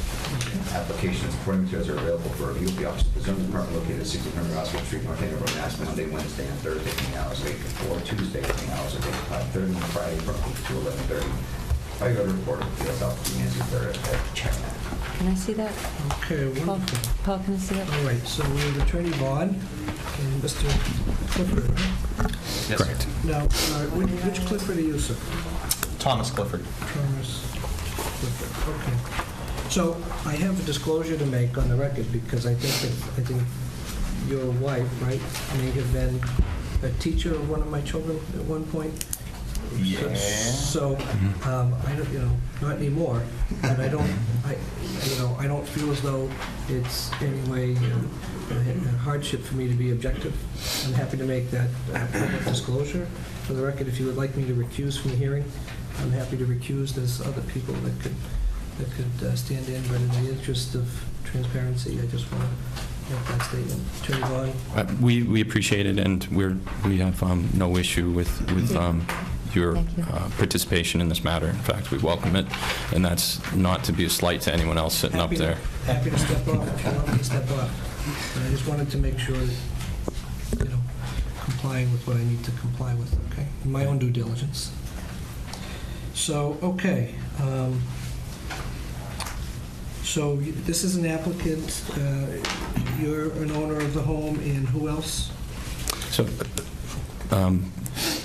Do you have a presentation? I'm sorry. I'm not going to give you much of a presentation because it's been a long night, and I don't care to make it much longer, but if you guys obviously have any questions as after we're done. I won't buy into the efficiency. I don't think that's going to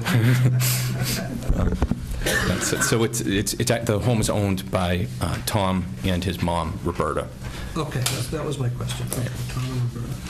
And the one thing I would point out is, unlike the prior application, we are seeking, in fact, a two-family conversion, not an in-law suite, although the intent is for it to be occupied by Tom's parents, Roberta and Steve.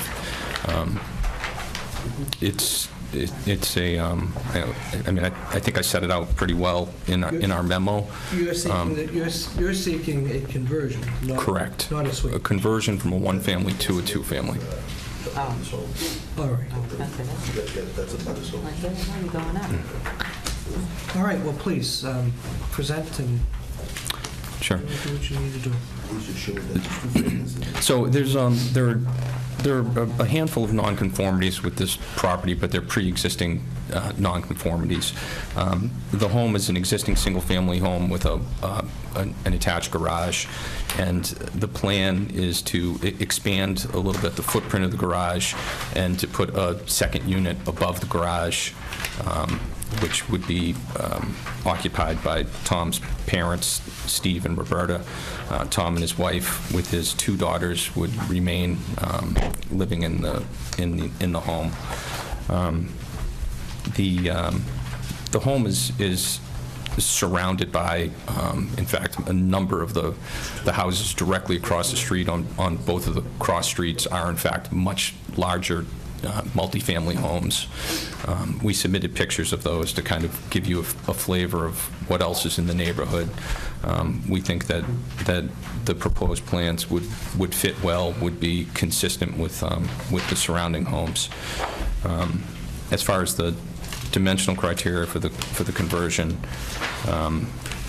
I spelled out in my memo all of the dimensional requirements where we're increasing the size of the existing structure, but the expansion area is less than 50% of the gross floor area. 4.1222, is that it? Correct. It's 4.122, section 14. 14. So can I just keep it to the first point? Are you 4.122 tonight. increasing the footprint? If I can come up and show you. Yeah, please. It's very difficult to see the number. So, yeah, make sure everybody can see. This cross-hashed area is the expansion. So this is the existing garage, and it's going to be expanded to additional 12.5 feet this way, an additional 9.3 feet this way. So that's the footprint on the ground. It's only being expanded by this amount, where there'll be a second garage unit underneath, and then the living area would be above it, and it would have closed stairways. Okay. Did you guys all get to see that? So it's just a special permit? Correct. Not just that, I don't want to dismiss it, but nothing else.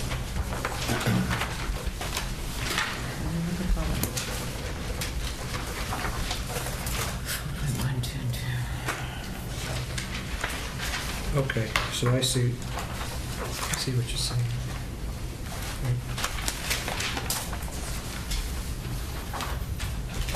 Did everyone get pictures? Yeah. Very helpful.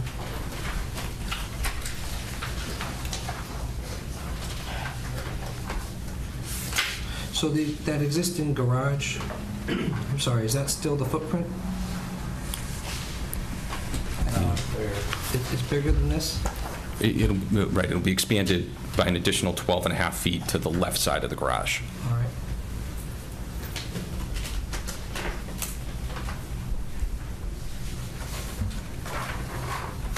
For which you have the land, right? Correct.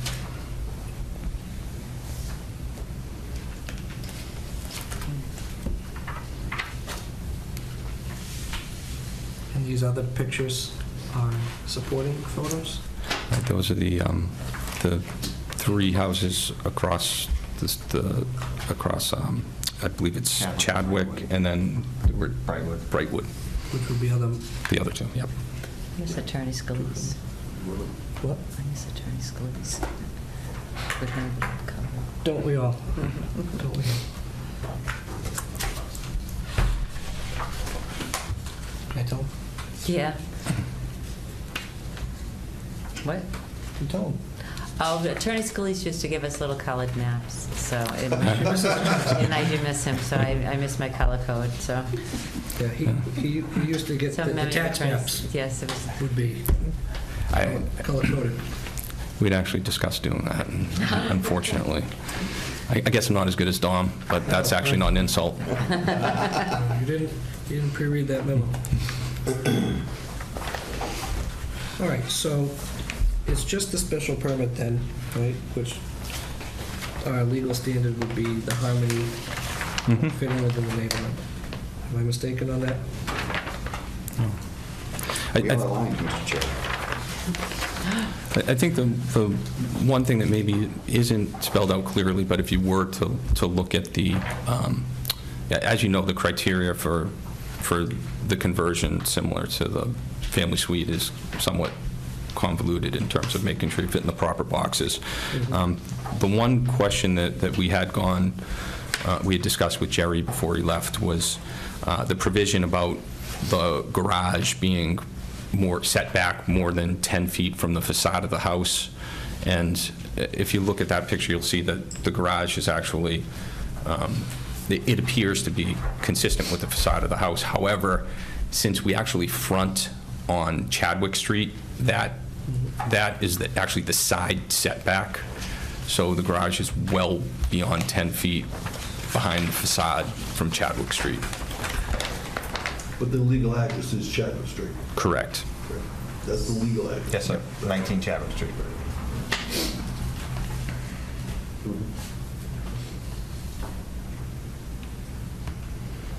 So you're basically referring to 14D.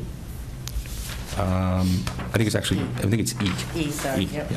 You did do a nice memo. I'll give you that. Ellen, was it as nice as Dom's memos? I'm, after the color, I don't even look at anything. So, I mean, have you had any follow-up with the new inspector? I have not. I should, not on this matter. I assume that was a question, obviously, yes. We have had a follow-up unrelated to this.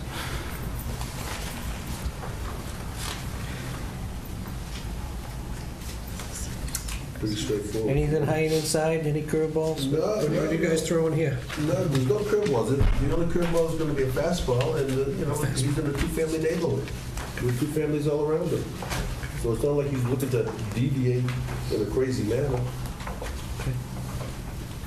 I think, actually, if you tried to fit a family suite into this particular property because of the restrictions on size and such, I think you actually would be, you would end up with a less appealing home, in fact. So what about the stormwater or water runoff or drainage or any impervious stuff? How are you guys going to address that in terms of the neighbors? So I know you got plenty of area. Looks like it's relatively level, but what provisions, if any, have been taken in that when you make more impervious area? No, I think we're just going to tie into the gutter system that's already in place with the main house. We've already got a gutter system on the garage, so we're just going to tie right into that. Okay. I think, and if you look down Brightwood, it slopes down, the street slopes down, so all the rainwater that comes down off the street just kind of, there's a curve and it goes right down. How does your lot slope? It's pretty level. It slopes down a little bit towards the back corner. So it slopes back a little bit back that way. Yeah. Pretty much, it's a pretty level lot. And Chadwick is here, and all the rainwater just goes right down. I mean, this is Brightwood, Chadwick's here. All that rainwater goes down. So if you look back there by the jungle gym set, it slopes a little bit, but there's no big. Okay. You guys don't see it at all. So, I mean, I think that's just something that, I always worry about when any of these applications come in terms of how do you take provisions to when you start moving the soil around and digging, making sure that nothing's running off into anybody else's yard after the fact, No one ever thinks it's going to happen, but sometimes it does. What provisions, if any, can you take to address that, in the context of your construction? Yeah. I can tell you the conservation agent looked at this and said that conservation issues didn't apply. I mean, within the context of... I just mean when you're moving dirt around and water's got to go somewhere. So, I mean, it's something that I just think you just need to take into consideration as you're building in your overall plan. I'm sure that if there is a problem, someone's going to find out about it, and our builder's going to have to deal with it rather quickly. Yeah. So, I mean, that's not anything you're opposed to, right, in terms of the condition, making sure that you deal with any water, if any? Yeah, I mean, I guess any reasonable condition that the board wants to impose, Yeah, I mean, it's just... You should be asking what is the definition of reasonable? I'm pretty sure I'd get multiple answers, so... I don't think it's this place, let me tell you. Another direction that your questions and your comments are taking us, Mr. Chair, is how much more impervious surface is this creating? Are we doubling the size of the impervious area? Therein lies. Yeah, no, the runoff issue. it's just that I don't have the square foot calculated. I think it was just the 12.5 feet by the 9.3 feet. That is the only additional impervious area created. Of course, existing driveway. Sure. And then the new roof ties into your gutter. Well, You don't have a French drain or anything though, right? Do you propose any kind of French drain system? It's just... Nope, it's gonna tie in to the existing gutter system that runs down underneath the sewer that's already. So it's just directing it towards the stormwater drain. Yeah, right, exactly. To the stormwater drain. Okay. And it goes right out the side yard that you see, so, and that's not even being touched. So just to repeat, you're essentially creating, I think what I heard you say is essentially, big round numbers, a 9x12 addition to the roof line, or addition to the footprint, I guess. And there is not an expansion of the driveway area or a garage area. Is that accurate? The drive, let me actually see something. On the driveway, So this is existing driveway, so we're going to put the other stall. right, so that's gonna this driveway to match. So the driveway is actually being expanded as well then? To match the...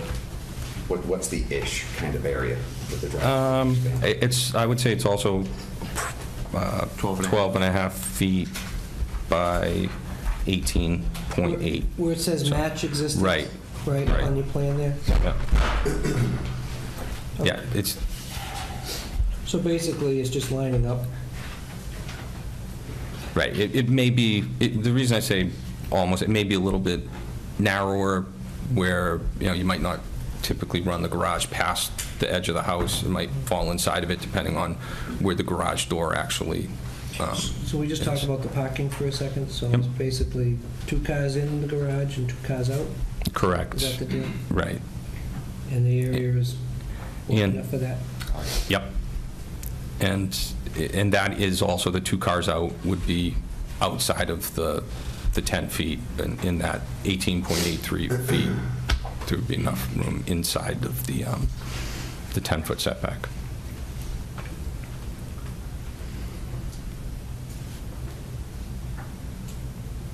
So just to carry the thought and finish the arithmetic that is anathema to this hearing apparently. Using the big round numbers, nobody's holding you to this, but the 9x12 footprint of the building and a 12x18 on the drive is essentially 324 square foot increase in the impervious. No, because I'll show you. When I was saying the 9, I'm talking this distance and the 12. So it's really the 12 by the 31 and then the 9 by the 26. Oh, okay. I beg your pardon. Okay. I understand better.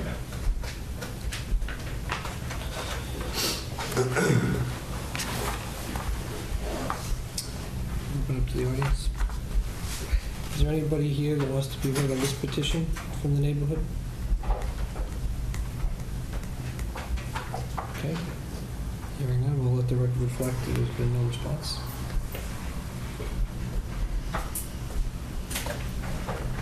Should we make a motion to close the public hearing? Well, if they want the hearing closed, I mean, so, is there anything else you'd like to add? Is the board satisfied with what's before them? Do you feel as though you need any more information? I'm satisfied. Okay. I'm good. All right. Would you like us to close the public hearing? Yes, we would. Your motion to close? I'll make a motion to close the public hearing. I'll second that. All in favor? Aye. Aye. Hearing is closed. Deliberation.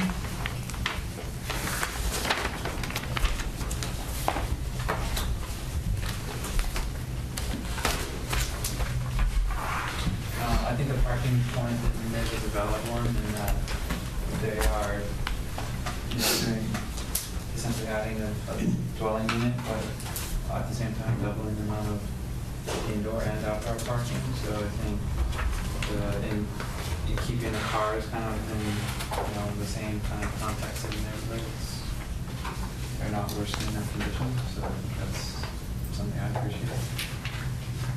Okay. Al? Yeah, no, Nothing? I'm fine. Madam Vice Chair? I'm good. I'm good. My quick math is just 788 square foot increase in impervious surface on the space, which is approximately an 88% increase. Okay. All right, then, I mean, if you would like to move the petition along, if somebody would like to do that, so now's the time. I'm happy to make a motion to approve the petition of Roberta and Thomas Clifford, property address 19 Chadwick Street, North Andover, Massachusetts, zone 845, map 66, parcel 632, North Andover, Mass. zone 845, in the R4 zoning district, for a special permit from section 4.122.14B of the zoning bylaw. Conversion from one family to a two family in the R4 zoning district is required from the zoning board of appeals. In that motion, Mr. Chair, of course, I'm going to be referencing a handful, clumsily referencing a handful of plans. The first is a plan of land in North Andover, Massachusetts for 19 Chadwick Street. The date of the plan is May 23rd, 2016, drafted by Merrimack Engineering Services. Also included in the application are a set of plans called Existing Clifford Residence, so with a front elevation, left, rear elevation, right elevation, first floor plan and a second floor plan, and then secondarily a proposed Clifford residence in 19 Chadwick Street with a front elevation, left elevation, rear elevation, right elevation, first floor plan, and second floor plan. And I think that's it, unless you think we need to reference the photographs. I'm not inclined to, but I will if someone needs to. The photographs are undated, so it would be appropriate. No reference in fine, I don't think it matters. Okay, so there's a motion. Is there a second? I'll second the motion. Okay, then we'll start over here. Doug, you in favor? Yes. Yes. Yes. Aye. Right. Approved. We'll issue a decision within 14 days, and there's a 20-day appeal period from there. Thank you very much. Thank you very much. Appreciate your time. Okay, moving right along. I'm not going to look this one. You don't need me here. You don't need me here. You can do it on this one. I don't have to sit on it. What is this one? The town. All right. That's fine. Shall I move on, Mr. Chair, Yep. for your quantity? Yeah, sure. Notice is hereby given that the Board of Appeals will hold a public hearing in the School Administration Building at 566 Main Street, North Andover, Mass. on Tuesday, June 28, 2016, at 7:30 p.m. to all parties interested in the petition of the town of North Andover for property 384 Osgood Street, map 94, parcel 02, North Andover, Mass. 08445, in the R4 zoning district. The petitioner is requesting variances from Table 2, summary dimensional requirements. Side setback 20 feet proposed, 16.2 feet. Dimensional side setback 20 feet proposed is 16.8 feet. Variance is needed 3.2 feet. Side setback 20 feet proposed, 10.4 feet. I'm really struggling to keep this straight without punctuation. 20 feet proposed. Side setback 20 feet. The proposed is 10.4 feet. Variance needed 9.5 feet. Applications. I think that's the opposite. Is it? Yeah. 9.6 feet, and the variance is looking for is 10.4.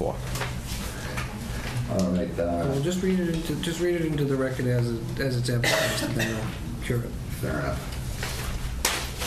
Application and supporting materials are available for review at the office of the zoning department located at 1600 Osgood Street, North Andover, Mass. Monday, Wednesday, and Thursday from the hours of 8 to 4, Tuesday from the hours of 8 to 5:30, Friday from 8 to 11:30 by order of board. Fills out the Squire Chairman. Okay, thank you. Mr. Santilli, Good evening. thank you for being here tonight. And Oh, it's always my pleasure. I know it's been a long night for you, so, You need to ask that of the last applicant, not me. yeah, thanks. We're trying to keep it all fair, so just have to forgive me for a second. I can't seem to find your petition. So go ahead, why don't you... My name is Ray Santilli. I'm the Assistant Town Manager for the town of North Andover, and I oversee all of the projects under the town's facilities master plan.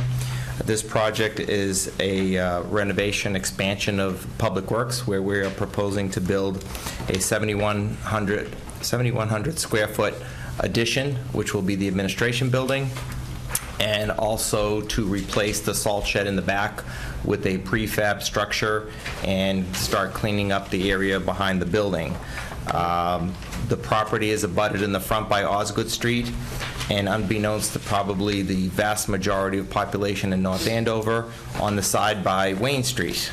Most people think that that is the Public Works yard, but it is not. It is an actual street, although never been accepted by town meeting. It is not a paper street, it is an actual street.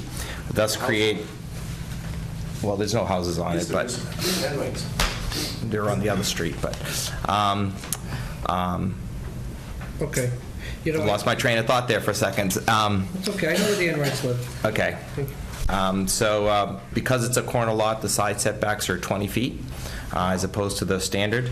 The setback requirements for both buildings are required because both sides of the property, both side and A, are overlapped by 50-foot no-build conservation restriction because of wetlands. So we had to very carefully position these two buildings so that we are, the left and right side of each building is right outside the 50-foot no-build zone. And that's why, as you see, there's a little bit of a zag in the front building. And You have to forgive me for a second. No, I'm sorry. I thought, I just don't have everything in front of me. I thought you were proposing a salt shed. You're proposing... We're proposing two things.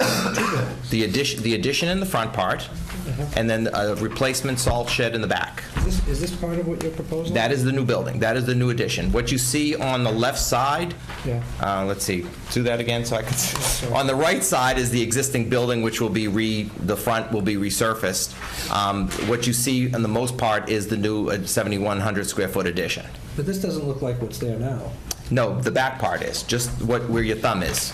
So that's going to go. That's the existing part. That's going to be in front.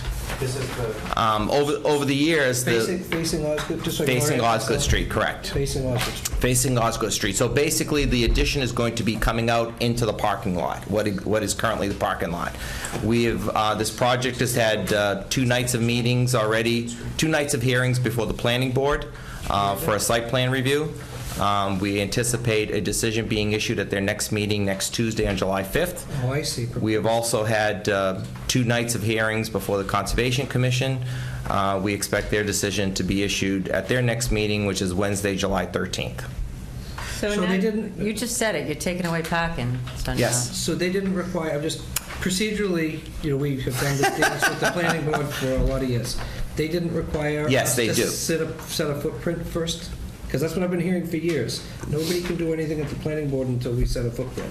Is that not Well, happening? these things have been running concurrently, and their decision won't come out, and if it does, it'll basically, the condition is that this variance setback be approved.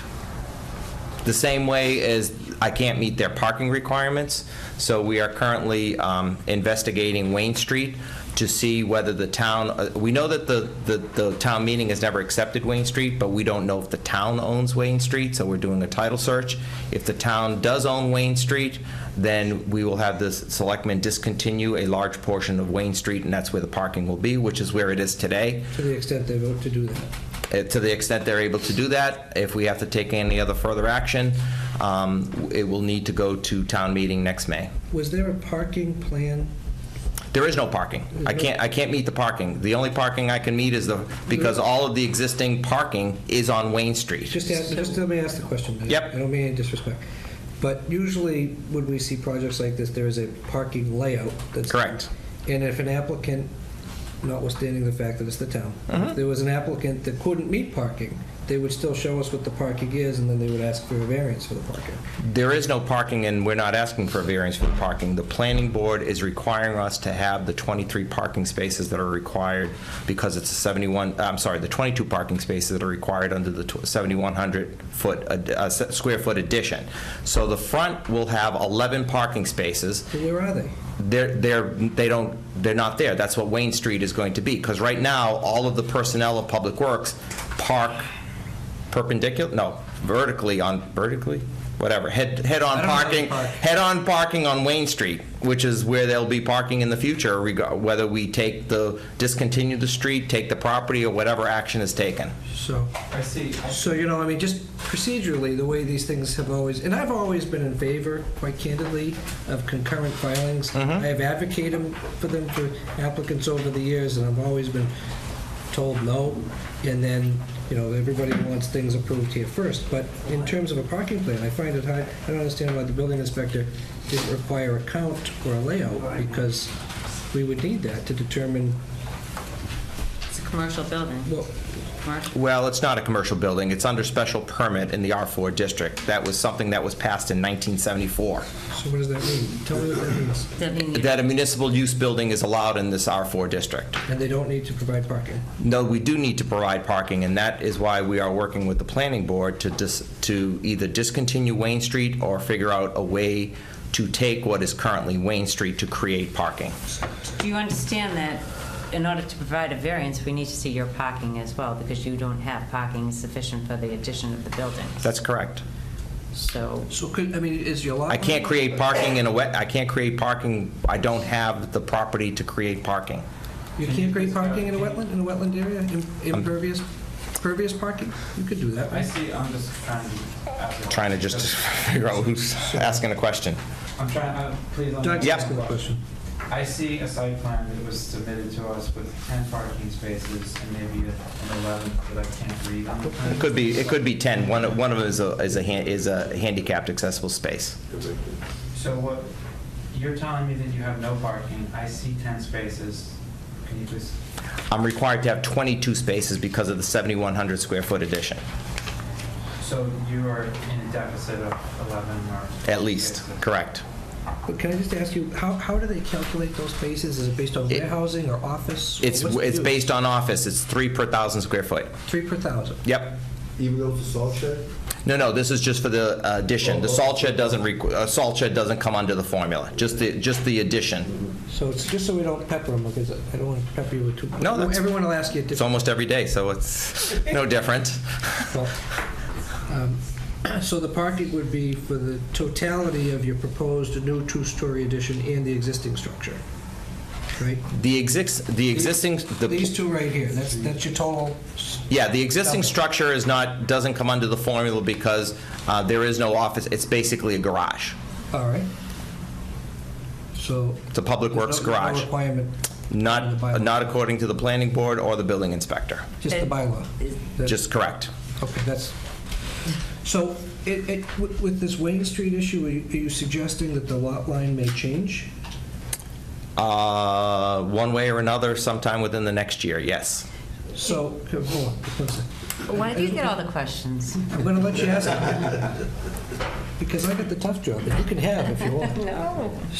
So with respect to your proposed setbacks, if somehow the title, this Wayne Street is resolved, and by act of the issuing authority, by act of the selectmen, does that change the lot lines that you're showing here? It'll most likely change the lot lines. It will not change where I'm putting the building because of the 50-foot no build on either side. I'm assuming sometime in the future, the lot line on the left side has to change because that's the only way I can get parking. So if that remains a public way, even though as it's depicted here, these are your setbacks. What would be the other action you foresee the selectmen taking as it relates to Wayne A Street? land taking, eminent domain. Taking it? Yes. Because It is an option. Because it's not a public way? Because it is a public way. It's a public way, but it is not an accepted way. So back in 1974, there was some discussion that we found documentation that there was some discussion on this topic, but we can't find whether anything was done or not. So that's why we're doing a title search to see if the town actually owns Wayne Street. So I see how you've depicted it here, but what does it look like? Are people's residents using it? No, because all those streets you see coming down into Wayne Street are simply paper streets. That is actually a hill coming down. It's a hill coming down, so there's no access from Wayne Street to, well, there is by foot, you can climb up the hill, but there's no vehicular access from Wayne Street to any of those houses. Can I just ask you, I don't mean to- Sure. So on this, okay, where did I don't know what you have in front of you, so I Did you submit can't. a Google map? I did. No. I don't want to take anything that you didn't submit. So is that actually, I don't like to put things in evidence that the applicant. I'll be more than happy to answer Would questions. you like to review the Google? Sure. And offer it to the chair for his review? We're not going to, that's not our role, so. It's my role to try to find as clear an answer, as clear an image as possible. I Thank took you. the initiative to do a Google map and bring it to the hearing. For that, I ask your forgiveness, Al. That's fine, thanks. I just didn't come from him. Yeah. So my question is, that area next to the North Andover auto body, is that what, That's still Wayne Street. is that Wayne Street? That is Wayne Street. Wayne Street starts at Osgood Allow me to Street. interrupt, Mr. Santilli. Sorry. May I offer a copy of that to Mr. Chair? Sure, that'd be great. Don't offer it to me. You can offer it to the whole board. Can I see it? Sorry, Andrew, I know you're last. Some things are harder than they need to be, Mr. Santilli. So Wayne Street starts at Osgood Street and runs the full length of what everybody sees as the Public Works property. The garage, Yep. the gas pumps, the existing salt shed. Okay. All right. But there's no access from Wayne Street to any of the residences that are on the left side of the property Right. by vehicle, by cars. You can climb up the hill if you'd like and walk it, but you can't get there by car, even though on the official map they show as paper streets that don't really exist. So which part of Wayne Street is triggering the conservation? None of Wayne Street is, there's wetlands on both sides of the property. Okay. So because of that, I have to stay outside the 50-foot no-build zone on both sides, and that's why both buildings are strategically placed to be just outside that demarcation line. Similarly, because I can't expand my footings of the building, that's going to determine the material that's used on the exterior of the building. Okay. So do we have a plan that shows where those 50-foot no-build zones? You should. I don't It's have part of, well, they were submitted. Very busy, I have no busy doubt that plan. they were. You can't It's a decide. very busy plan. Obviously, on a really It's large not a- size plan, you It's not a could. zoning plan, it's a planning plan. Wow. Right, this is a planning plan. Right, the zoning plan is this. Yes. I see a 50-foot wetland setback. I see it going through your building. No, it abuts, it just abuts the building, the outside of the building on both sides and also on the proposed salt shed. No, Trust me, your- conservation would have never your considered existing us. building, Your existing building. Oh, the existing building, yes. You're right, See, the it runs existing through your building. existing building. That's right, it does run through the existing building. That's pretty good. I can't tell you what happened in 1974. Oh, That's correct. It runs through the existing building, but not the proposed Just to make sure I'm addition. looking at the right line? You are looking at the correct line, yes. Okay, so I see what you mean. That's the existing. And you have riverfront area too? The Kachikwick Brook, yes, I don't know if I think that's technically referred to as riverfront, yes. So that's a 100-foot, oh, Well, the 50-foot is no build. But because I'm within the 100 feet on both sides, that's why I need conservation and stormwater drainage There's no regulation. structure, right? You could have pervious pavement there, couldn't you? Yes, but we're actually taking up some of the parking lot to the front parking lot.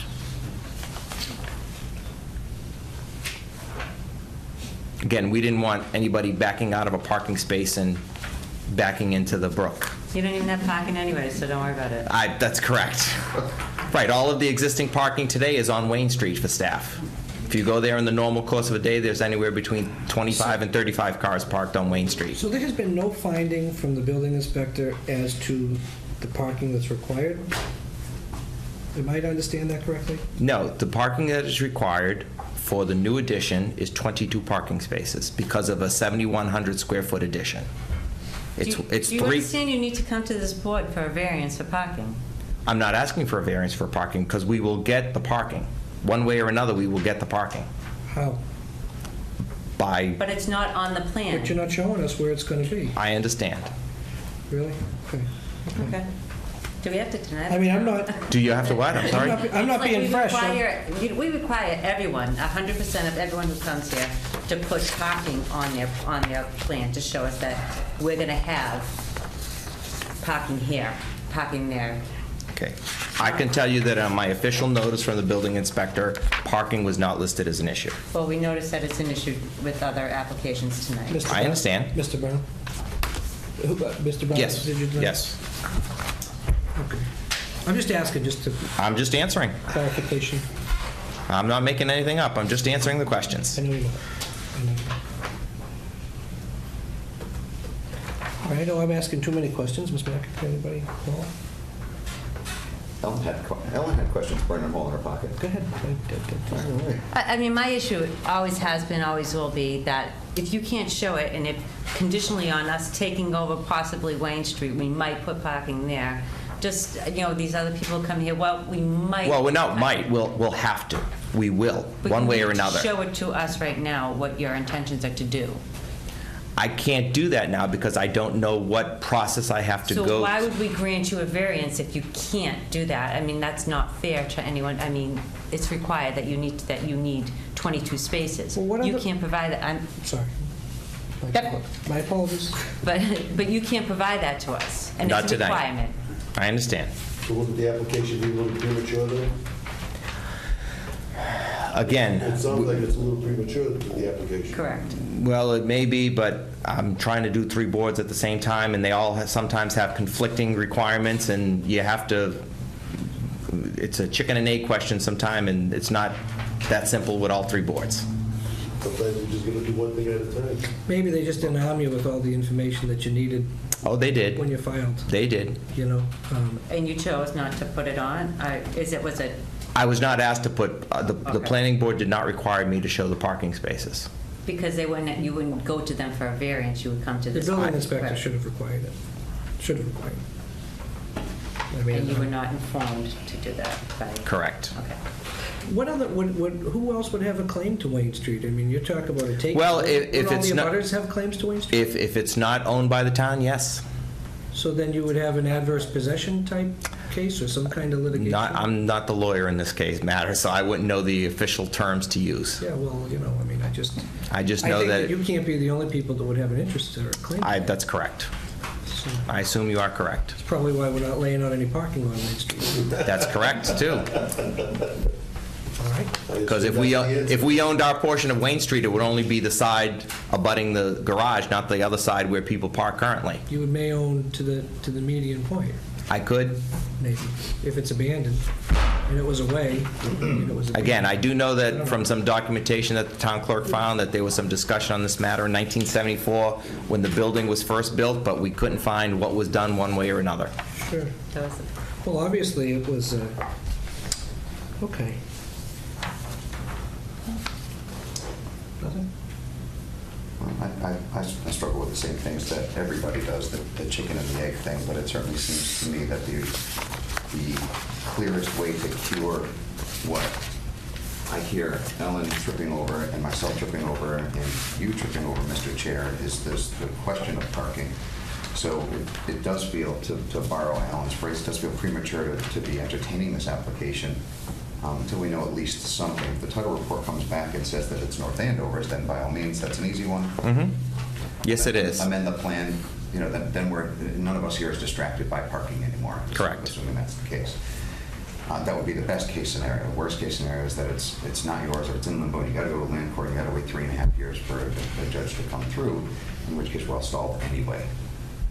So our approval certainly, or our review, let alone approval, would certainly not have any material impact on that path. So best case, title report comes back and you're back here, Mm-hmm. and we're not tripping over parking anymore. Worst case, you don't ever come back for another 3.5 years because the land's put. Let's hope not. So amen. 3.5 years, this project is down the tubes. That's true with most projects. They've got to wait for the next cycle. So, Mr. Chair, I think I'd be remiss if I didn't side with Alan and say that it just feels premature. My suggestion for this application would be to continue it until we hear something on the title report, and then we could take a material step forward. How much time do you anticipate realistically on the findings for Wayne Street? For the title search? Yeah. It was assigned to our town council and their company they do business with early last week. Oh, okay. So, all right, I'd be surprised if there were more than a month. yeah. So, all right. How did you come up with the design aspect to that front there? I'm curious as to the... Because of the constrictions of, I mean, again, we the look of it. needed to satisfy the staff we have now, plus some expansion. It looks awfully modern for the neighborhood. You know? It is not an historic neighborhood, so I'm not sure what that means. Well, I drive up and down Osgood Street quite often, and when I was a young man, I even resided there, and I know the neighborhood well, and you know, I know town's always been a good neighbor to people, I think, but I mean, the design just doesn't look like it fits. Does the planning board offer any comment on that? Nope. There's an auto body shop across the street. I'm not sure what you're intending to say. I mean, I think that was pretty clear. I mean, it just doesn't look like it fits there. But again, you know, how it looks, all due respect, is outside the purview of this board, whether it looks modern or, you know, fits in with the house next door or the auto body shop next door to it. Like we say to all our applicants, if you want the variance, I mean, you know, everything matters, because you're not, if you could build it by right, you wouldn't be looking for the... Well, I'm not saying I can build it by right, but I'm not sure the ZBA has a say over the material I use for you know... It's not so much say, it's the design that fits into the neighborhood, and that's what we actually do. Again, I'm restricted by 2 50-foot no-build zones. If you can get me past that, I'll build it any way you wish. Oh, all right, well, I'm not trying to be difficult, I'm just asking. And neither am I. I'm just answering your question. I just live here. Or your statement. I just live here. And I just work here, so. So if that's true, you just want a brick and clapboard facade, then you just have to tell Mr. Santilli, because he's just offered to I was just asking... Well, I can't build a brick facade because I can't expand the footings because of the 50-foot no-build zone. I was just asking how it came up, you know, that, like, was there a design committee, was it just... There is a working group that, the way we do our facilities master plan projects is we designate, the town manager designates a working group that works with the OPM and the architect to come up, and then once they've finished their task, they are dissolved, and the town takes over the administration of the project. It's the way this building was built, it's the way the fire station was built, and it's the way the town hall is currently being renovated and expanded. It's just the way it's going, okay? Yeah, I was going to make the same comment to the extent it matters. It's sandwiched by homegrown and North Andover auto body, and this would appear aesthetically to be an improvement.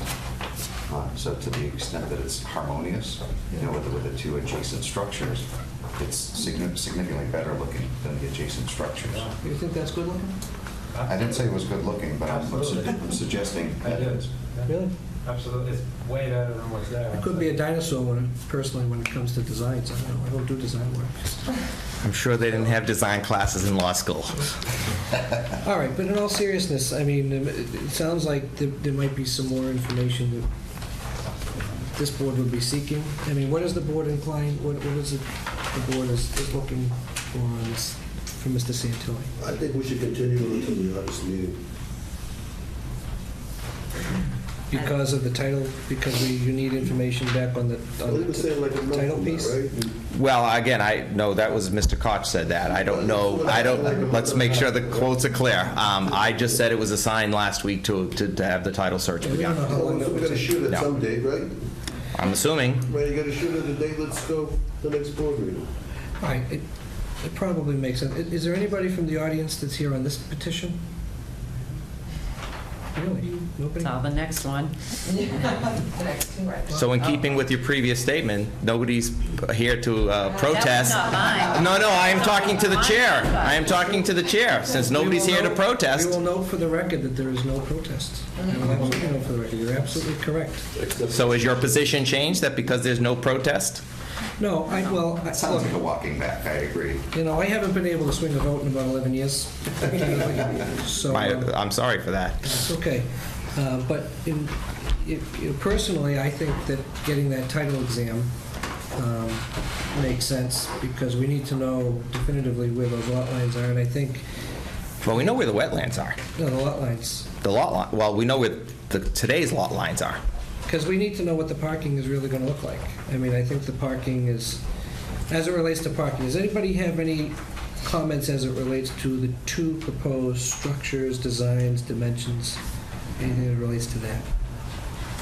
So what part of the bylaw says sheds do not require parking, or warehouses, or is there like a size limitation?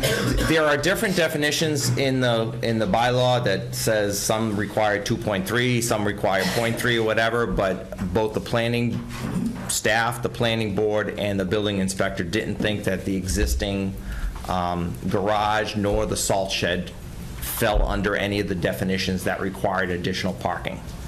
Well, I don't want to throw Mr. Belanger under the bus in his first month here, but I think it would be helpful if we got some feedback from him in terms of this proposal as it relates to... That no parking is required for a shed, warehouse, or whatever, however you want to term I it. had the discussion with him, I'd be more than happy to follow up again. That'd be great. I mean, I just think we would just need it for the record. Yep. Had a discussion with him his first day on the job, since I'd had a discussion with the previous inspector of buildings. How'd that go? Went fine. By the way, the title is Inspector of Buildings, not Building Inspector. Inspector of Buildings? Yes, that is Mr. Belanger's title, as it was Mr. Brown's. Well, what's the difference? I don't know. Inspector of Building is a higher in the hierarchy. Building inspector works for an inspector of buildings. I thought Mr. Nacetto was a commissioner. Wasn't he the commissioner? Right, there are two options under state statute, and when Mr. Nacetto left, the town decided to rename the position Inspector of Buildings rather than Building Commissioner. So that has more weight?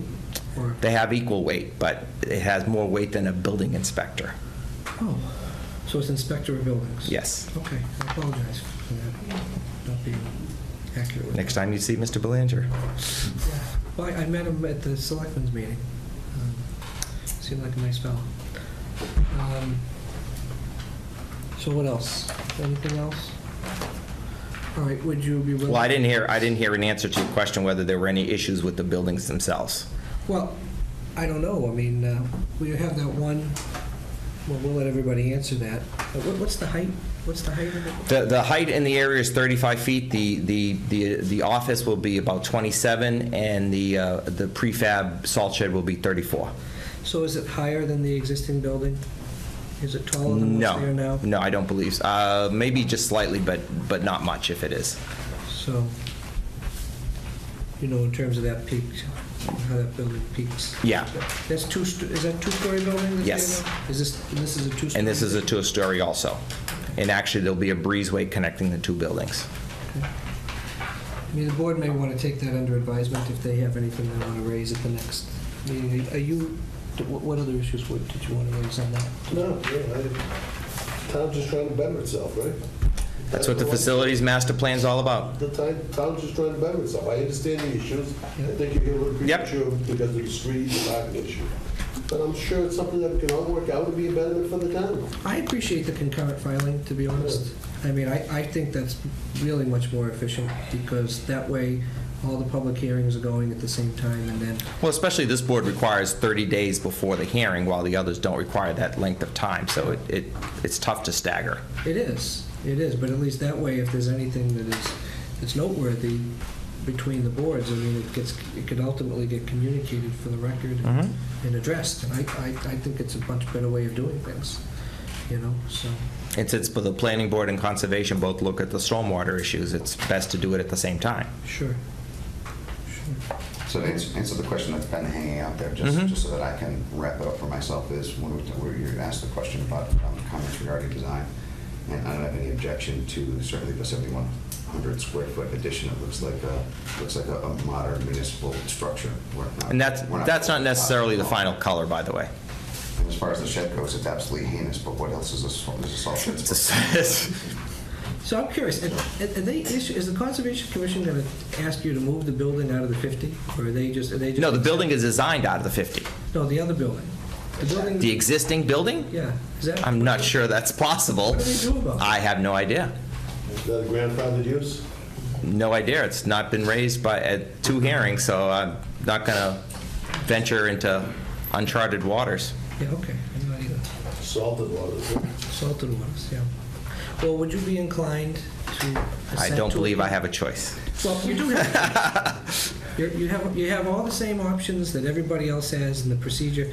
You know, you can ask us to call the vote tonight still requires the 4 votes to be approved. We're agreeable to a continuation to August 9th. I don't see any other choice. Okay, and then, you can get the title work or whatever that memo is going to be.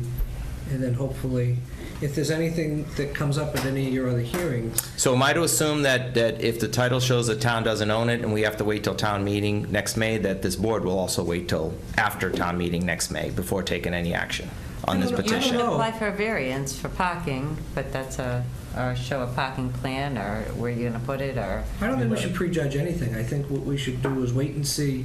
I don't know if, procedurally, does it make sense to keep something on a document? So let me ask this board. So the fact that presently it's on-street parking and it's continuing to be on-street parking, well, we don't know what the parking really is. well, again, it's on-street parking on Wayne Street. That's what it is today, and that's what it'll continue until something else happens. So your engineer will depict that then for a plan and show us where the parking is.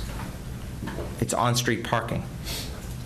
But it's How do you want me to depict on-street parking? So does on-street parking, does a parking count on-street in any other scenario satisfy a parking count requirement? No. So it's hard to make. Well, that's my question. It's, it's currently on-street parking, and it's proposed to be on-street parking until something changes. So does that affect the board's deliberation?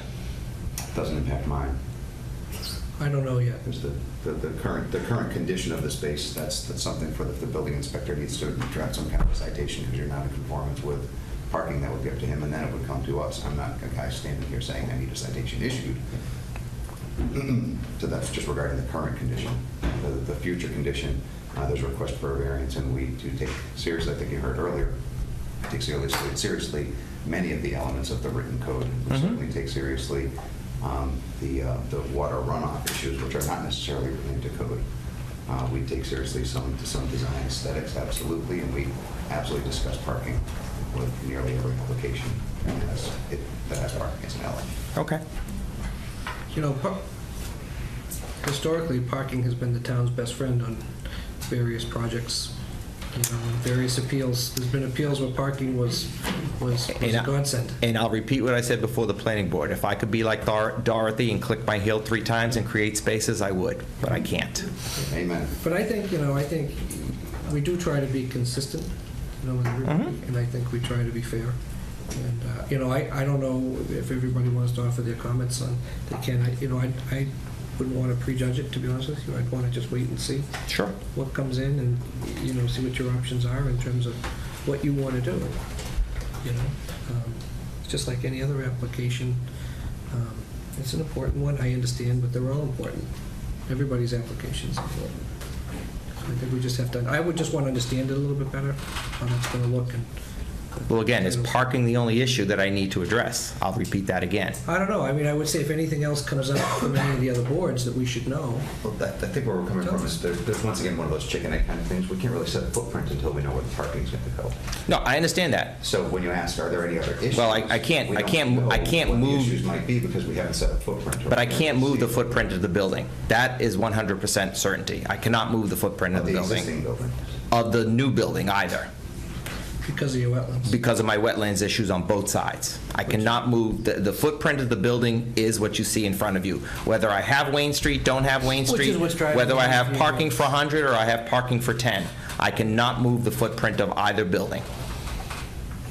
So just to be clear, it could not move east toward Osgood Street? East towards Osgood Street. You mean just a little further away from the existing building? It could, but then I can't connect the 2 buildings. I understand. I was just asking the question. Well, obviously, I can put it. It was a trap. Yeah. Which if the building can be moved, so we don't know. The footprint can be moved toward Osgood Street. You'd need a longer connector. You people are way overanalyzing this thing, okay? But then I would lose the 10 parking spaces I have in front for visitors. Okay, whatever. Again, we're in a dream world here. Let them get into the extent that you move the building to Osgood Street, then the parking could just go into the back. Just go behind it into the 2 buildings. So again, we're talking in a dream world fantasy, and my concern is whenever people make then the chair's comments about absolutist statements like the building cannot be moved. when that's just not patently correct Well- is a problem that I have. Well, but then your comments about the aesthetics of the building and meeting surroundings or whatever, I'll have a building that'll be 100 feet away from the existing building, and I'll have a tunnel connecting the two. That's not something we plan on doing, under any circumstances. Understood, and that's not what I was suggesting. All I was doing was saying, please don't make absolute statements that the building cannot be moved, when the building can in fact be moved. That's the only point I was making. Are we to the paralysis by analysis? Well, the applicant asked a question, I sought to answer it, Alan. I understand, but Paul, as we're talking about tunnels and moving buildings... I can tell you 99.9% sure the footprint of the building will remain as is. Understood. So, may I suggest Yes. that we would continue it to the August? I'll make a hearing? motion to continue this hearing to August 9th, I just want to make sure, 2016. I want to make sure Mr. Yes, I'm good with that. He's already agreed. All right, I'd like to, you okay with that? Yes. Thanks. All right, and then anything else that's noteworthy? Again, my understanding is that the planning board is all set. They'll issue their decision on Tuesday, and conservation is all set, so there should be no outstanding issues from those two boards. That may be sufficient. Okay, so there's a motion to continue. I'll second it. Second. All in favor? Aye. Okay. Thank you. I didn't vote on that, Merrill. You didn't vote on that? No, because I left. I didn't hear the whole thing.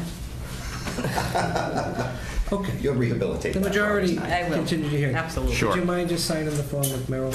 That says what? The extension form. That says what? The We own the continuation. first floor. Oh. You Continuation. Sure. You continue without prejudice. I'm not a lawyer, but I know enough to ask. Well, make sure you read it first. Oh, no, let me sign it now, because All right. they asked. All right, thank you, Mr. Santilli. You're welcome, thank you. Okay. Moving on, Mr. Chair. Okay. Notice is hereby given that the Board of Appeals will hold a public hearing at the School Administration Building at 566 Main Street, North Andover, Massachusetts, on Tuesday, June 28th at 7:30 p.m. to all parties interested in the petition of Brian Schrunger, forgive me, you'll correct me. Close enough. For property address 54 Phillips Court, North Andover, Mass. 01845, map 95, parcel 35, North Andover, Mass. 01845, in the R4 zoning district. The petitioner is requesting variances, section 7.1, 7.1.2, 7.2, and 7.3. Table 2 summary dimensional requirements. Lot area required 12,500, proposed 7,500. Lot width required 100, proposed is 75. Variance needed 25 feet, required 15 feet, proposed required 15 feet, proposed 6.6 feet. Variance needed 8.4 feet. Application supporting materials are available for review of the Office of the Zoning Department located at 1600 Oxford Street, North Andover, Mass. Monday, Wednesday, and Thursday from the hours of 8 to 4, Tuesday from the hours 8 to 5:30, and Friday from 8 to 11:30 by order of the Board of Appeals. Albert P. Mitchell, clerk, Esquire, Chairman. Okay, thank you, Mr. Cook. Mr. Chairman? Yes, sir. I feel I have to rescue myself and my daughter. I work for the Surrenders, and I don't think it would be appropriate that I sit on this matter. Okay, so we'll note that you're going to recuse from this petition. We'll call you in when it's over. Yep. This is the last year, right? No. It's too long. No. If you don't come back, we'll understand. Okay. There's able and able substitutes.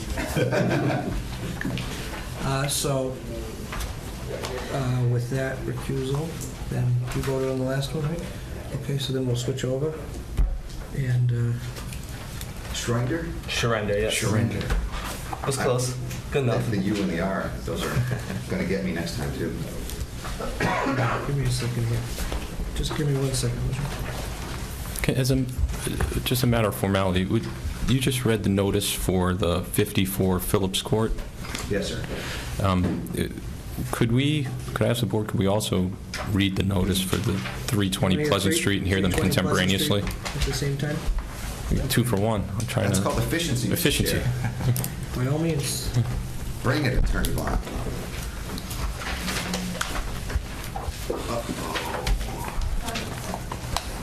May I? 320? Does anyone have 320?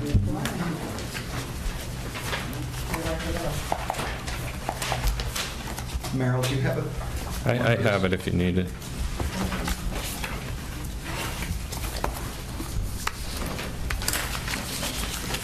Okay, so Nathan will sit on both of them, okay? Attorney Vaughn? Attorney Vaughn? Yes. We'll hear them concurrently, but we'll have Nathan on both of them Okay. to comprise five members. And concurrently, Mr. Chair, we'll be doing a second notice. Notice is by giving the Board of Appeals will hold a public hearing at the School Administration Building on 566 Main Street, North Andover, Mass. on Tuesday, June 28th at 7:30 p.m. To all parties interested in the petition of Ryan Schreender for property address 320 Pleasant Street, North Andover, Mass. 01845, map 95, parcel 36, North Andover, Mass. 01845, in the R4 zoning district. The petitioner is requesting variances, sections 7, just section 7.1. Table 2, summary of dimensional requirements. Lot area required 12,500 square feet. Proposed is 10,467. Applications supporting materials are available for review at the office of the zoning department located at 1600 Osgood Street, North Andover, Mass. Monday, Wednesday, and Thursday from the hours of 8 to 4. Tuesday from the hours of 8 to 5:30, and Friday from 8 to 11:30. By order of the Board of Appeals, Albert P. Manzi, III, Esquire. Chairman. All right, we now have 2 concurrent hearings, and we can get started on that. Sure. So the reason we've asked to have them heard concurrently is because in order for this project to proceed, we in fact need both variances. This is a case of a lot merger where there were 2 would be pre-existing non-conforming lots, but for the fact that a prior landowner inadvertently held them in the same name. It's kind of real estate 101, as I'm sure Al might attest that their lawyer, the lawyer to the landowner really should have said, do not hold the title in the same name. You create a trust, or you have one, your children own one and you own the other. So there was, so we believe there was a merger? There absolutely, in fact, was a merger. It was put into common ownership. So just for the sake of everybody here, could you just briefly explain what that is? So as it presently exists, there are 2 separate existing lots of record. However, and they were approved at zoning, which was current at the time. Subsequently, the zoning changed. So if you look at the plan, which was attached to my memo, it's a 1953 plan, which shows the layout of the subdivision. It's Exhibit A to my memo. And all these lots were conforming lots at the time that zoning was passed. However, I'm not sure if, well, I think it was in my memo, but it might have been 19. Your memo for Pleasant or Phillips? I did one memo actually for both, so it's the same memo. But what packet is it in? Is it in both? Yes, it was, duplicates were submitted, so you should probably have 2 of them. So you figured we'd hear them both at the same time? I was hoping so. If not, there was going to be a lot of duplicity.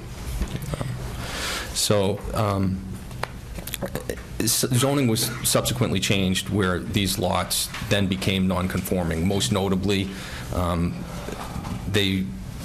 lot was 7,500 square feet, one was 10,500 square feet, and the R4 zoning district changed to 12,500 square feet. Therefore, they became non-conforming. Now, had they been held in separate ownership, even though it could be the same owner, but had you held one in your own name individually and one in a nominee trust, they would have maintained their protected zoning status. And if that were the case, we would be able to build on the 10,500 square foot lot by right, so long as we complied with all of the setback requirements, which in fact on the 10,500 square foot lot we would. It would be just the lot size where we no longer comply with. So you're referring to as lot 12? Correct, lot 12, which is the 320.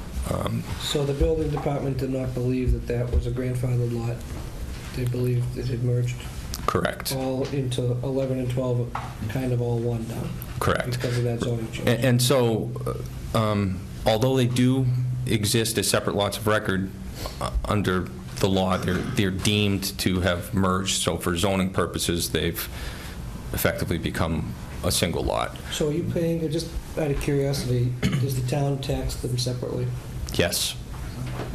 So, I mean, there are arguments that could be made if you wanted to try to fight a legal battle to say, well, they hadn't entirely, but, I mean, they are under a common deed. They are, however, taxed separately, which is one of the indicia that a court would look at as to whether or not, in fact, they had merged.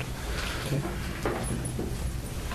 So, So they were laid out, you believe, it's your position that notwithstanding the merger, they were laid out as part of this, the Phillips Court subdivision, which is the attached plan of record, correct. and just not from 1953 and just not built. Is that what you s- Correct. Although, actually, the Lot 11 Lot 11 has was structure. built, and it does have a structure on this plan. Lot 12 wasn't It was just Lot 12 that was not built. Okay.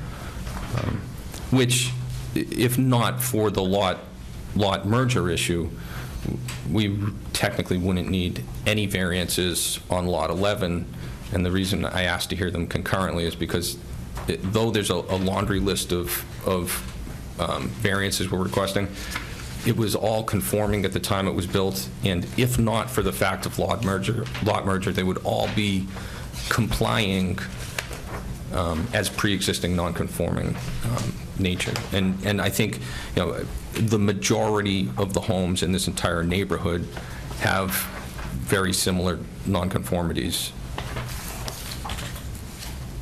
Okay. So are you proposing you wanted them heard concurrently because you're proposing to change the lot line? Or what no, we were not proposing to change the lot line. We were proposing to seek a variance on 320 Pleasant Street, which is Lot 12 on Exhibit A, for a undersized lot of 10,500 square feet to build a new single-family structure. And then, with respect to Lot 11 on Exhibit A, just to recognize the existing conditions of the property on that lot as it was built in accordance with the 1953 plan. And reestablish that line? Correct. No changes to that structure? Right. In fact, though, we wouldn't really need to. It would be reestablished for zoning purposes. For lot division purposes, we wouldn't need to do anything because it's still the existing plan of record. The merger is a legal fiction, basically. It's a merger of ownership rather than lot. Right. Until we did something to file, if someone did something to file a consolidation plan where they look to remove the line, it's where this has actually come up sometimes in case law is someone not knowing that it was an issue. For instance, Ryan may have tried to sell Lot 12 to someone, and someone might have said, oh, gee, great, I'm going to buy this lot. Well, nothing would have prevented us from deeding Lot 12 because there is a separate plan of record. In doing so, you would have sold a lot to someone when they went to pull a building permit. If the building inspector was astute and picked up on it, would have said, oh, you can't do that, this is a problem. Or even if they had built it, he would have inadvertently been creating nonconformities on the Lot 11 because of the merger issue, which is why we're asking for both. All right. Can I just ask how many people are here for this application? I like the crowded room. Right. Well, we know that we're here for somebody. It's just a matter of time. Ryan's got a lot of friends. No, actually, that's a good point to raise. And one of the things I would mention is, Ryan wasn't trying to operate in a vacuum. And before filing this petition, he did actually speak to many of his neighbors, and he does care about what the neighbors think. And and one of the things that we think we would probably like to do is we want to hear what the neighbors have to say, and perhaps have a chance to continue the meeting after tonight to do some further outreach and see if there's any accommodation that can be made to hopefully satisfy them. All right, that's good to know. So I have a quick, so you own both the lots? Yes. So don't they have to be combined? So I know you did a little bit of history, but don't they have to be combined before you separate them or something? I know it's a gray area. Right. They're confusing. for zoning purposes, they're they're deemed to have been combined as a single lot. But there's nothing you have to do in terms of modifying any plans of record. I mean, you could, one of the things that you could do would be to seek a different subdivision, perhaps an A&R plan or something, and move the lot line and create two new lots. But technically, because it's one lot, so you're asking to put two houses on one lot? No, that's what exactly we're not looking to do. Right, is that the deal? Excuse me? Neither lot is conforming with the new zoning, right? Correct. Right? Correct. And then that's not a lot line. So It is an existing lot line, but what it is it is deemed to have merged so that for zoning purposes and zoning purposes only, both lots are considered to be one lot. yeah. But standing, for the way they tax them, they send you two different tax bills. Correct. Neither lot necessarily stands on its own with the new zoning. Correct. One is a pre-existing non-conforming lot with the structure, the existing structure, and then the other one is the lot. Right. Right? So, but again, just to be clear, just for zoning purposes, has there been merger? Not for assessing purposes, not for registry of deeds purposes?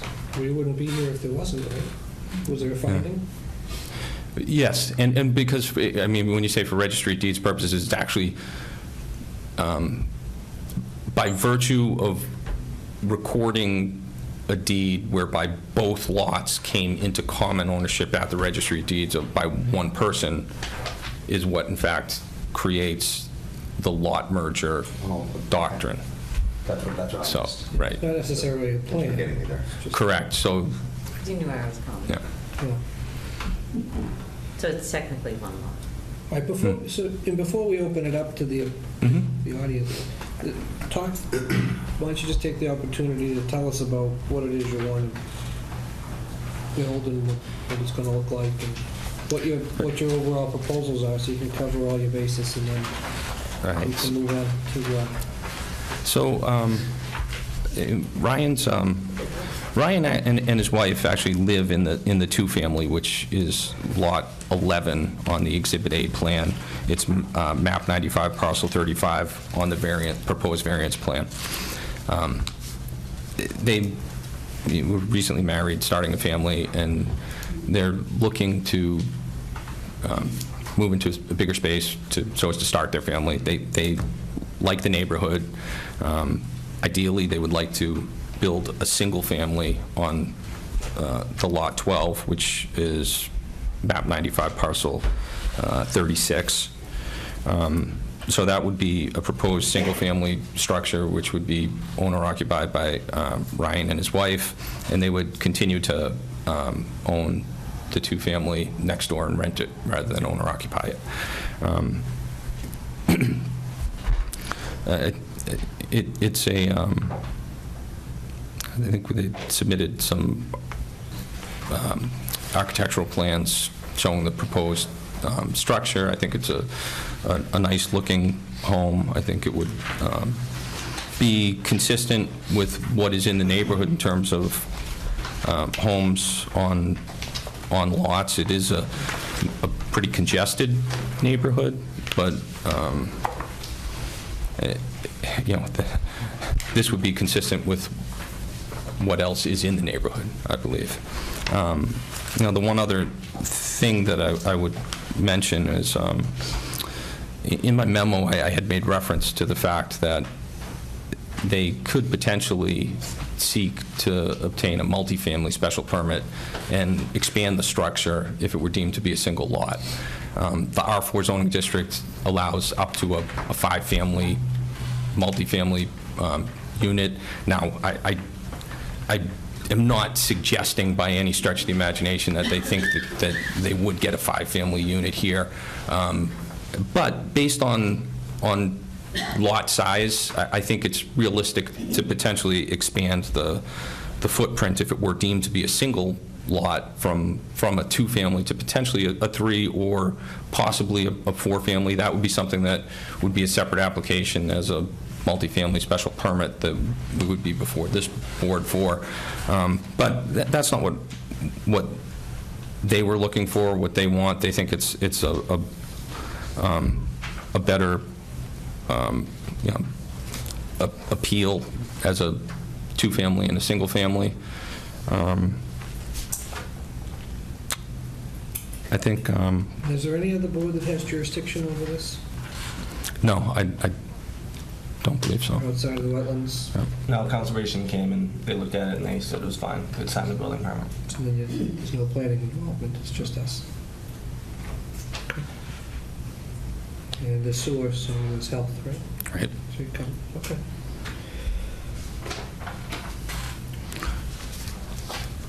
Does anybody want to ask any questions based on what's been presented? So now, is the front of the house going to sit on Pleasant Street or on Phillips Court? On Phillips Court. So that's where the driveway is going to come? Correct. So that would be the front yard, and the Pleasant Street side would be a side yard. You can't see it on this plan, but there's actually a really long guardrail which blocks Pleasant Street, and then there's a very steep slope down off of Pleasant Street into the side of the yard. So a question that I would ask, which came up earlier, we've had a lot of special permits, so we haven't explored variances all that much tonight, but as the other end of the table indicated earlier, you know, what's the hardship here? You know, we've got standards around soil shape and topography. What do we hang our hat on? I would say the one thing on this lot that exists, I think solely here is maybe the topography and the sloping edge of the land on the Pleasant Street side. I think as a separate matter, you know, one of the key issues and what we're really looking at is a lot size and undersized lot variance. And I don't want to say that they're routinely granted. Nothing is routinely granted, but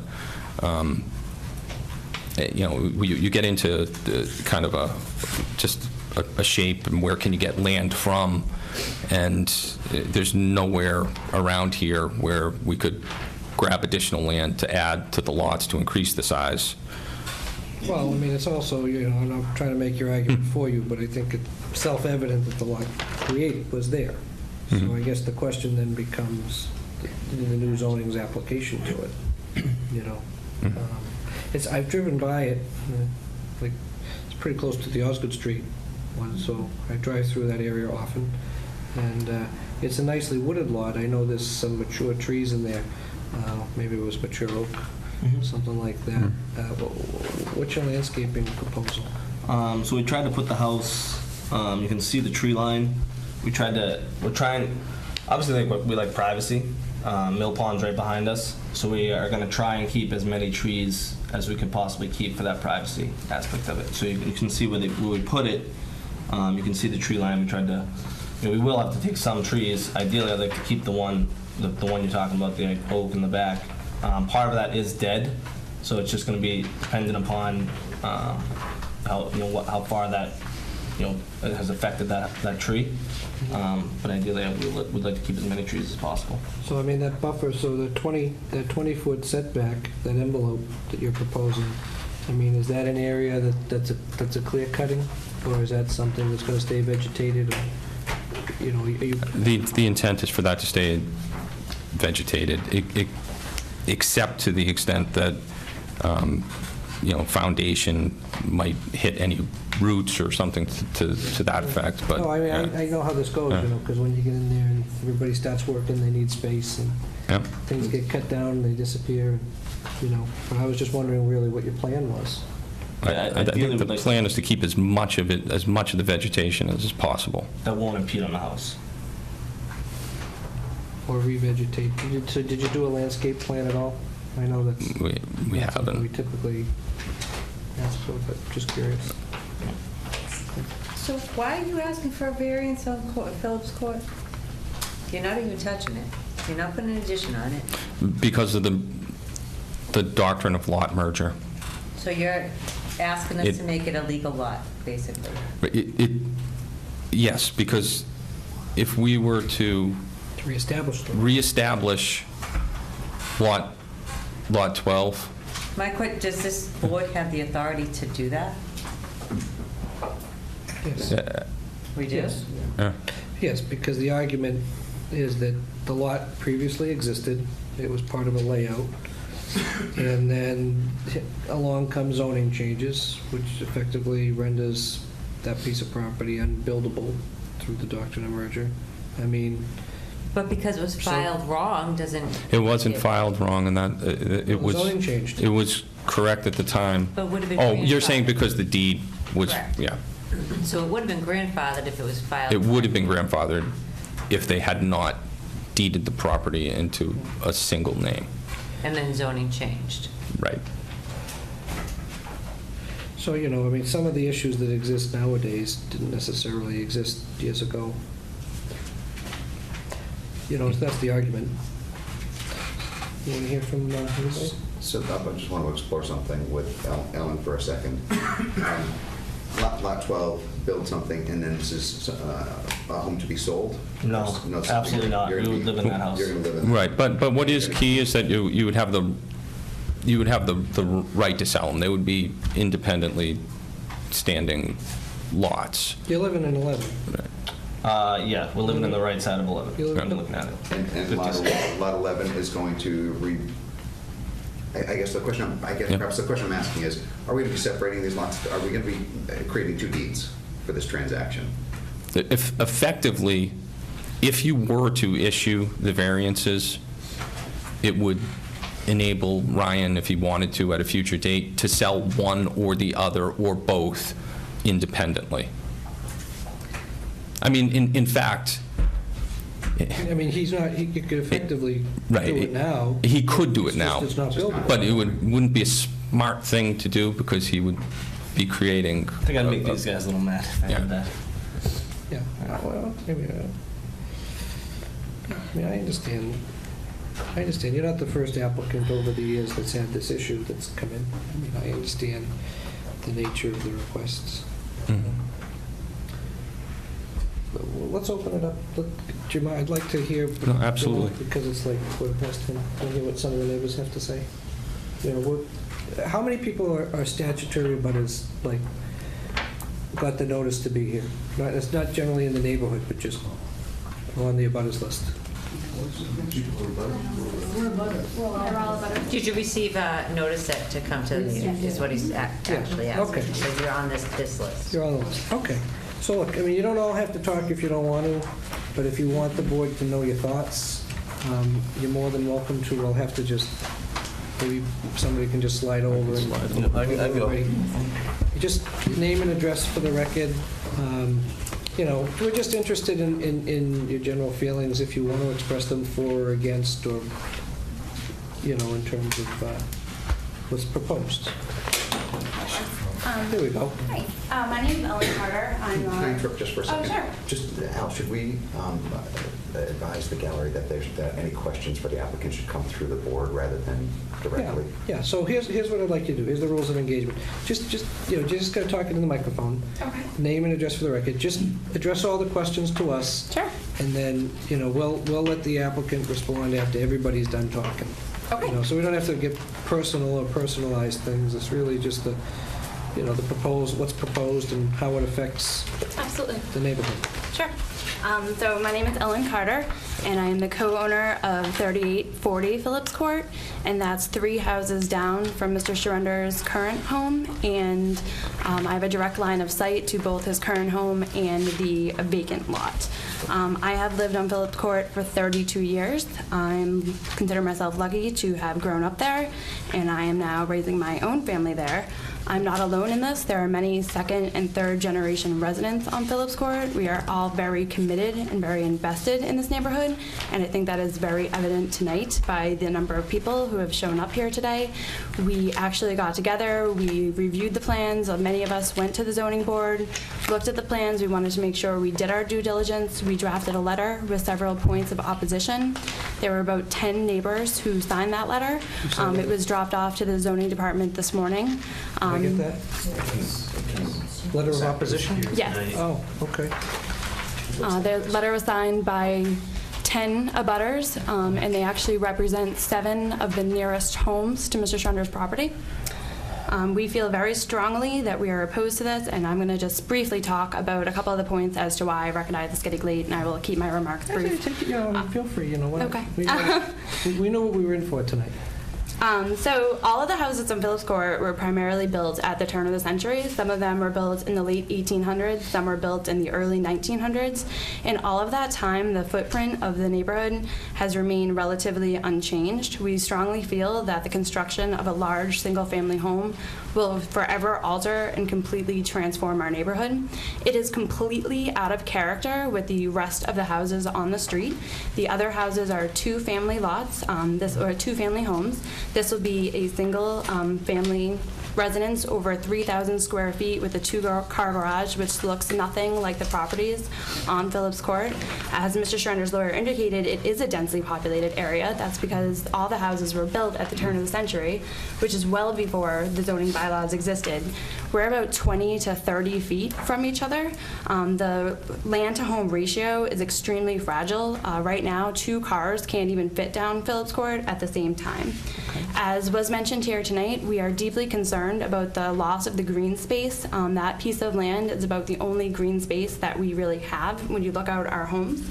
I'm deeply concerned that obviously a significant number of those trees will come down. A significant amount of that shrubbery and green space will obviously be lost. We are in a relatively low-lying land. We are kind of at the bottom of Kittredge Hill, so many of us have experienced water issues in the past. We definitely have concerns that disrupting this land that has been undisturbed for over 100 years could further impact that. And I would like the board to know that the previous owners came before the zoning board in 2002.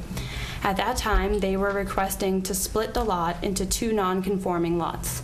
They did not actually have plans to build a house on the second non-conforming lot. They wanted to sell it as buildable property. It was denied by the zoning board in 2002. At that time, the property actually went from in tax code and land use code, it went to a 132, which was undevelopable land. It has been taxed accordingly and is currently assessed at $1,000. We definitely are concerned about the precedent this could set for other undevelopable land in town, as well as other non-conforming lots. And we also were strongly concerned about the paragraph within Mr. Vaughn's brief that indicated if Mr. Schrender was denied today, that his current home would be raised and that he would apply for a special permit to build a 5-unit rental property. Obviously, that's not the issue before us today, but many of us viewed that as a threat in an attempt to silence us, and we absolutely were blown away by that statement, and that is another reason why we feel so strongly. So I just respectfully ask that you take all those points into consideration, ask Mr. Schrender to adhere to the existing bylaws and deny his request for variance. Okay, hold on, I got a couple of questions for you. Oh wait, what was your address again? 3840. I actually live in 40. 3840. I'm the second listed owner on the property, so I'm not 100% sure that I'm on that abutters list. I believe it's just the first 40, owner. okay. So let me just ask you some questions generally, because I understand what you're saying. Are you opposed to the size and the style of the structure, or are you opposed to reviving the lot that previously existed? The plan that is referenced is 1953. Yes. Is what the layout. Right? Yeah. You guys have probably seen this. Yes. So the question then becomes, what I really want to get a handle on, based on what you said, is Is it anything ever being built there at all, or is it just what's currently proposed? I won't speak for my neighbors, but I am opposed to anything being built there at all. Forever and I ever? think it's a small lot. It absolutely doesn't support any type of large structure on there. And as I mentioned, I think if I agree to something being built there, I think I would invalidate several of the points that I just made. Do you understand the legal argument that the lots are effectively merged and something larger could be constructed by right, or they could build something by special permit? I mean, it may be viewed as a threat, but I mean, that is something that's well within an owner's rights to do. I respect that, and I did some research on this, and I was trying to understand, because I think there's a lot of confusion surrounding this property, and there has been for several years, whether it's a 2 lots and 1 lot. And from my understanding was that there was some law passed in the late 70s that if one owner owned both properties, then it was meshed into one large property. I think that I recognize that Mr. Schreiner has the ability to do something else to the overall lot, but I recognize that he would also need a special permit if it was going to be, multi-unit or something like that, and then we'd be back before the board. Or they could just combine the lots and build one structure. And that would be his right to do that. And I wouldn't have an argument, but I wouldn't be able Which could to. potentially be larger. It could be. I agree with you. Okay, so I'm just asking, so I'm trying to figure out, is it the clear cutting of the lot? Is it a structure at all? But you answered that it was just any activity. For me, I having been there so long, having had that green space available to the whole street, I personally feel that it would anything there that doesn't really look exactly like the houses there. And I mean, certainly no one's going to build a house that looks like something that was built in 1905. I don't think anyone would have an appetite for that. That is the character of the neighborhood, absolutely. And I don't know what else could be put there that would, for me, ever conform and wouldn't really drastically alter the overall neighborhood. Okay. Thank you. Thank you. Anybody else want to come up, Carla?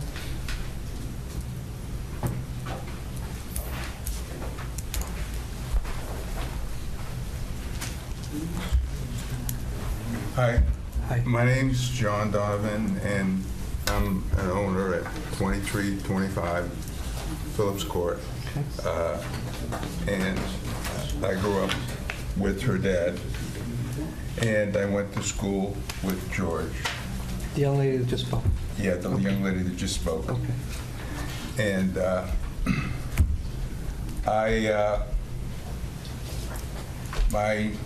we've owned my family's owned the property for 60 years, and between the time we've owned it and the time we've lived in it, it's a total of 75 years. My dad bought the property from Stevens in 1956, and I believe that's the same time that Al Coates bought that property from Stevens in 1956, because Stevens was divesting then, and they turned it over to employees. And I do not believe that it was sold as 2 deeds. And I concur with what she said, what the previous lady said, that an attempt was made by the family of Al Coates after he died to subdivide, and the zoning board did turn it down. And I don't know what's changed now to somehow change, the rules from what it was back in 2002. And I will say at the same time that, with all due respect to George being a good man, and I'm sure you are too, I have significant problems with putting a lot where there's been nothing for eons. So my question to you is just going to be the same question. Yeah. Is it anything, or the size and type of structure? I would have serious difficulty with putting anything else that doesn't conform to the current structures that are there now. In terms So of if you, dimension? if you're saying, are you going to tear down and put something that's slightly larger in the same architecture, that conforms to the same architecture? Possibly, but I'd rather it stay as it is. Okay. But I understand that, you know, he does have rights, and there's only so much that I can do. But I felt I should. No, we welcome, I think the board welcomes the comments. Thank you. Thank you. Hold on a second, sir. Al, I appreciate the question. I didn't have the benefit of a drive-by, so forgive me on that one. I have an overhead, which doesn't give me very much at all. But what is, I'm sure somebody described it earlier, but what is the neighborhood right now? Is it a 2,500 square foot, two fams in the neighborhood, or what are they? If you've gone by Water Street, some of the homes on Water Street that are Davis and Ferber homes, you know, the smaller Cape Front, Gambro back, okay, duplex. Yeah. Side by side. Side by side, yeah. Mine at 2325 is larger. I think it's about maybe 1,100. I can't think that those are much larger than about 900, I think, maybe 1,000. Yeah, I'm trying to think which one. Are you the white one? The second duplex on the right-hand side when you're coming in from Osgood Street. Okay, yeah, so it's about roughly. It's about 1,100 a side. 1,100, I think, a side. Yeah. Yeah. Yours are probably about 9, I think. No, mine's the biggest one in the neighborhood. Actually, Ron's across Well, the street. I mean, but at each side, if they're. So can I just redirect you guys They're not back the here? same size as mine. Yeah, sorry, it's gotta go through Al. I just, you know, I don't mean, I understand what you're getting at, and we'll be seeking some information in that regard in terms of the size and character of the other homes in the neighborhood. So I understand, we appreciate that. So is there anything else you wanted to offer, sir? I do, his wife. Oh. You're not. Thank you. Okay, thank you. Yes, ma'am. I sent a letter regarding what I received from North Andover Historical Society, which you have a copy of this morning, and the home that my husband is referring to is called the Queen Vernacular Inn, okay? And You sent the letter to us? Yes, this morning. I just want to... And it's... This one? It just says January 19th, 1978. We purchased the house in September of 1977. I have a book here. It's called A Good Inland Town. Yes. And it shows all the homes and when they were built, okay? What I'm trying to understand is how can they build a 5-unit even though you're talking about the 2 lots, okay? Well, they're not proposing a 5-unit.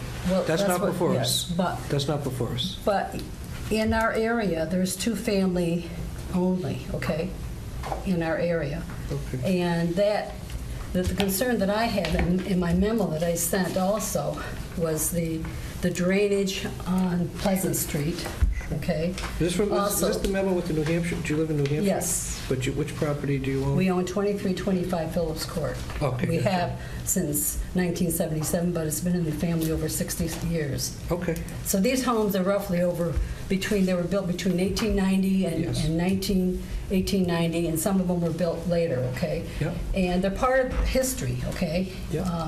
But apparently that's not taken into account here, okay? Well, everything's being taken into account. But you have to understand, the applicant can propose whatever they want. Oh, I understand that. We're taking everything into account. Okay. But I feel that even if you decide to combine the two, and if you were to build a 5-unit, okay, you still have issues with parking, okay? You've got to accommodate for handicap parking. Okay, but I don't mean to be disrespectful.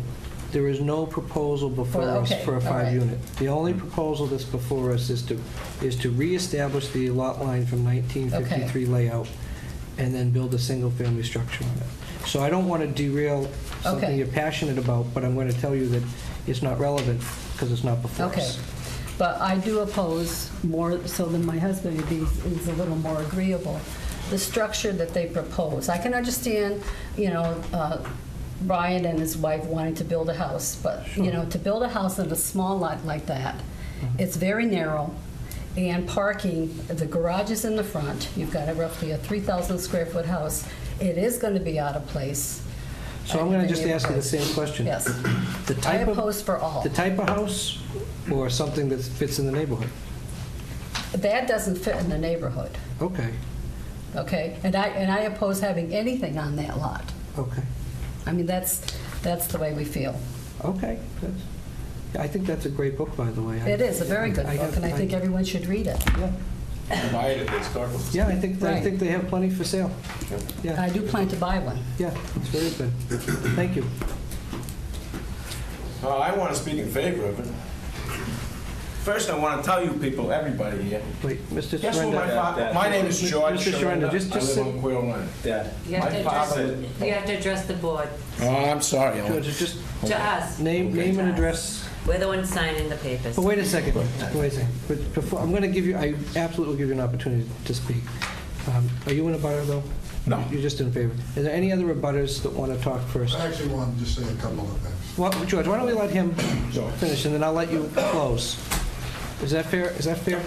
I want to let the abutters talk. And then we'll- How you doing? All right. Yes, sir. Hi, how are you guys? I am Ronald Hamlet. I live at 61 Phillips Court. I live directly across from Ryan and his wife. Okay. I have nothing but the utmost respect for Ryan. I want you to understand that very clearly. And I'm a young person to the neighborhood. I've only been there 20 years. I'm considered a kid. I'm a kid because all these people have been there for ages. And, We'll give you some credit, though. okay, thank you. Appreciate it. And I could actually save you some time on one of the questions. And when Ryan first came to my house, he did come to my house, and the first thing that came out of my mouth when he asked me about the house was, no, I don't want to lose that line of sight, because it's just a nice, small, beautiful lot which he takes care of well. And I have to also express that I don't know much about building homes and stuff, but that's a small lot. And you would push all your boundaries, putting almost anything in that place. I had a couple of things on my mind, but obviously things just come and go, so I can't think of all those things. But that's pretty much what I wanted to say. And I mean, they did bring up the other options that he was suggesting, and that just horrifies me. I mean, to think of something like that. I mean, So the same question, I'll ask you the same question I've asked everybody else. Is it any design on that lot? I have to be selfish in this one. No, I don't want anything. You don't want to lose the line of sight? No, I don't want to lose the line of sight. And I could also, I think I would like to include one other thing, and that's that anything of modern nature that was put there would actually hurt our resale values. Because the people that are going to move into those in that neighborhood and live in those homes, they don't want modern amenities. A woman would go crazy there. The closet's the size of a TV. You can't even hang 4 dresses and a jacket in them. I'm serious. There's one bathroom. You go crazy. You'd actually go crazy. By modern standards, you could not live there. So if someone sees something of that nature in that neighborhood, it's going to decrease our values and make it hard for us to have resale. Okay. That's basically what I'm good with. All right. Thank you, guys. Any other abutters before I turn the floor over to Mr. Shalenda?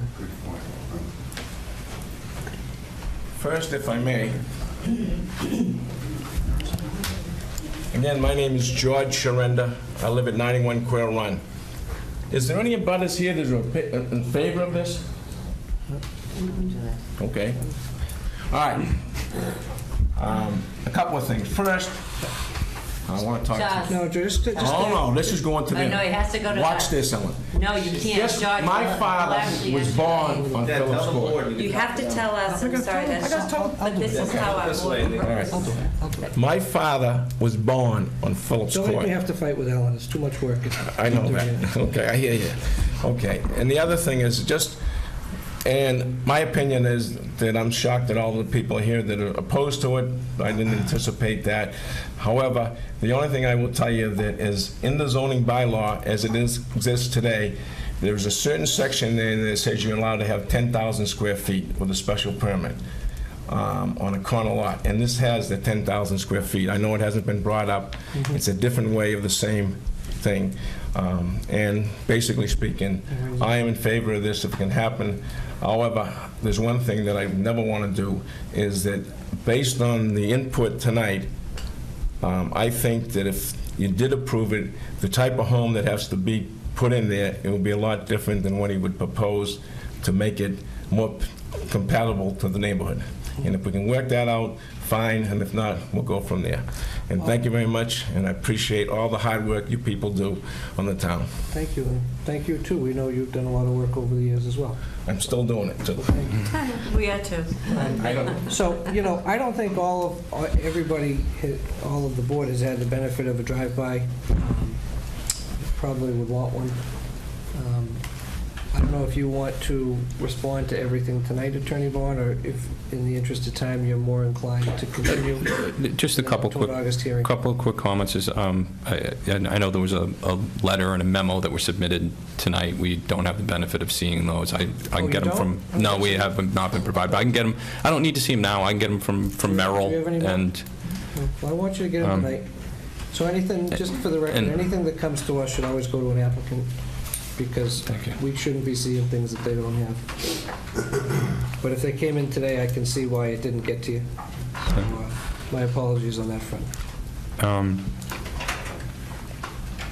Yeah, and I guess the one other point that I would raise is a 5-unit building, as I said earlier, is not intended, wasn't intended as a threat. It was intended as, in your review, just the alternative analysis, and it's So you're not sometimes proposing that?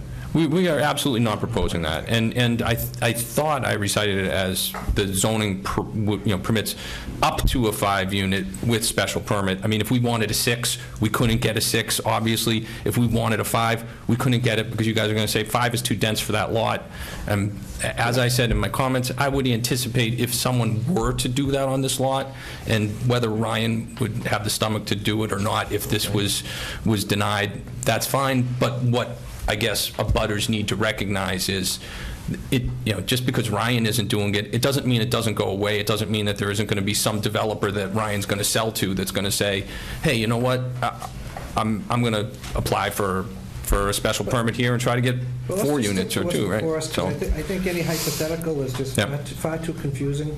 And obviously there's various things that people can do in zoning and land use, and I think it's just, I just don't want to taint what it is you're trying to do. Let's just keep it. So duly noted. So that's not on the table. Okay. So you heard some comments tonight in terms of line of sight, vegetation. People don't want to see. I mean, obviously, some of the comments can't be addressed. People that just want nothing there aren't going to be made happy at any point in time. Some of the comments, I would. My advice to Ryan, and obviously it's his decision, would be to seek a continuance to kind of consider what we might do. I think that Ryan could probably readdress design and potentially size and address some of the issues in a fair manner. I think that would be helpful for us. I don't want to speak for anybody else, but I think in terms of the vegetation, the trail lot, all that matters is just take another look at things and see if there's anything different that may be palatable or not. I mean, we don't want to direct you in terms of what your proposal. It's just, that's what I was taking from what people were hearing. Can I make a comment? Sure, absolutely. Just real quick on the size, just to correct. A couple of people mentioned 3,000 square feet. That's incorrect. It's going to be 2,800, which is actually in line with Mr. Hamlet's house across the street, which is a 2,800 square foot house. The reason why I got 3,000, there is a room off the back. It's unheated, so that's not the doesn't have square footage there. And the street is a two-way street. It's not a one-way street. But and to my neighbors, I meant no ill intent on this. Just honestly, my wife and I want to build a nice house. Yeah, I mean, all the lots, based on the plan that you provided, of course, I can't see everything, but most of the lots are tight. They all look to be don't know how many of them actually could conform with the existing zoning today, as it related to any extension of a footprint or anything like that. So they vary in size. Some might comply, some might not. But I think it's important to try to see, what's in harmony, what's in harmony with and Al, on that, I mean, if you read my memo, I would point out that of the 23 lots, there are actually only 6 that comply. Yeah, I gotta be honest with you, my eyesight's, I can see some of it, so, yeah. But I mean, I think that, no, you're not gonna. Thank you. Can I actually talk, I have a couple concerns. Can you provide the 2002, I think actually I sat on that decision. Can you? You really want to go there? Can you provide it to us next time? Sure. Also, your father suggested the 10,000 square foot bylaw that exists in our North Andover bylaw if you could explore that and see if you find that. And you also talked about the style and design of the home. My other question is, I'm still curious why on the lot that you're not changing anything on, why you need a variance, and why would this board have to give it to you if you're just addressing the second lot? I don't understand why. That's an issue of the lot merger doctrine. It's case law that you create in. Can you provide something like case law so I can see it and read it? And yeah. I remember a visual person. Sure. I don't like to grant variances where they're not needed, and because you're not touching it, I don't feel that a variance is needed, so. Well, I've seen a lot of places where it hasn't been done, but I think legally that's technically incorrect. I think. Can you show me why it would be? Why you feel I'll provide you some background on it, yeah. That's what I would Okay. I just want to dial into, because you corrected the 3,000 down to about 2,800. And this might be something for the next time we all meet. But I'm looking at the plans that you've submitted, and the first floor plan says that there are 1,432 square feet of living space. Correct. Which is the calculation, and the second floor is another 1,565 of living space. Correct. So living space is, that's the number that we go by. Are those numbers accurate? Because those add up to 2,997. Right. Well, that back room is just unheated, so I think they're including that. So I don't know how that works. I mean, I know looking at it from a real estate perspective, that does not include in the square footage as a real estate agent. So that's why I say it's 2,800 square feet. I want to check your numbers with the new building inspector to see how he's doing things. Yeah. Seems to be a common theme. And it's a fair point, but I suspect that one of the items on our list is to kind of take a closer look at design and size, so I suspect what's in front of you might change altogether in any event. Well, what I heard tonight was, about the neighborhood, not to go to the merits, but I just think there's a lot of different things, and, I think a continuance makes a lot of sense for what's proposed and what's opposed, and then this board can sort of digest things, we can take a look at the area, and everybody can just get a feel for what everybody's talking about. Was there variance on lot 12? You said you needed a variance on lot 12. It's Lot size only. just lot size only? Yeah. I thought you had another one. Did you have a question? I just have one question. I just so that we know, and maybe for future meetings, is there any bearing that this very board denied a very similar request in 2002? I certainly don't know case law. I certainly don't know lawyer precedent. I just wonder if the zoning board denied a request that is very similar. Is that taken into account? I just wonder. We'll take everything into account. Okay. I mean, it's a new application. Okay. It's a new board. I know it's the same neighborhood. I mean, I might add that if a variance is denied, you cannot reapply for it within 2 years. So we've been well past that. And the other thing I would suggest... Well, a repetitive petition within 2 years would first have to go to the planning board. Correct. And if they approve it, then come back if it's within the 2 years. But that's the standard. Right. But, and further, I would just also note that that decision was, I believe it was a 2-2 vote. It wasn't even a full board. And as you know, the dynamics of discussion are often changed by that. I don't, there's nothing, Nothing binding. I don't know what that, whatever happened back in 2002 isn't necessarily before us now. So, while we Absolutely. While we can take, it may have weight, but what's before us, I think, is most relevant. At least for me. But I mean, sure, Yep. a little background is always helpful. Okay. So for the next time we meet, the two things, I think that I heard loud and clear from the gallery, but it's also something, I know that Al talks about drainage routinely, particularly in low-lying areas. So that's something that we'd like to see addressed by the next meeting. I'm not foisting that on you. That would come from myself if it didn't come from Al. I wasn't even there yet. And the second thing is the trees. I'd love to be able to see some kind of a vegetation plan. Show me what trees you absolutely know have to come down for probably any level of construction. I mean, even if you put a 1,200 square foot bungalow, some trees are going to have to come down. And that's not necessarily binding. That's just kind of illustrative because I think everybody on the board acknowledges that you don't have to keep trees. There's nothing preventing you from tomorrow clear cutting the land. It's not something that the board would look favorably upon in the future as this application came forward. But we absolutely recognize that there is nothing preventing you from taking a chainsaw to every tree on your lot. With that said, in order to get a variance, It's not a suggestion. A variance I wouldn't look too kindly upon that, just for the gallery, so you don't think I'm giving him a roadmap. I certainly wouldn't be looking favorably upon an application that had that kind of action undertaken. And again, I'm not binding anybody to the vegetation plan. Just I want the privacy. I don't want people from Pleasant Street seeing me or Mill Pond, so I get it. Yeah.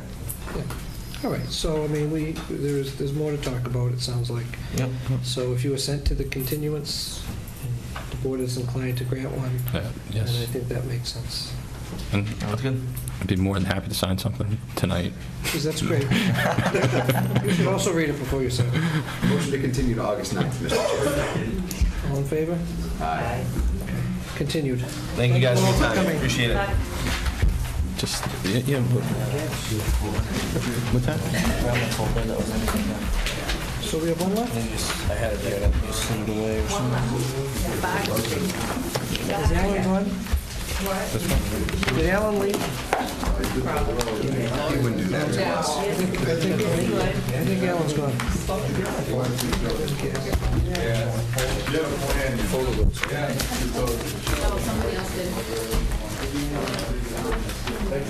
Yeah, I do not. I absolutely Hey, did one of you guys grab my folder? I think he did.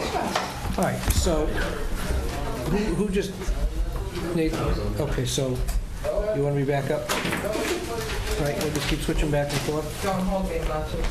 Don't worry. Kind of a lot of. We have low standards. We have low standards. That way no one's ever disappointed.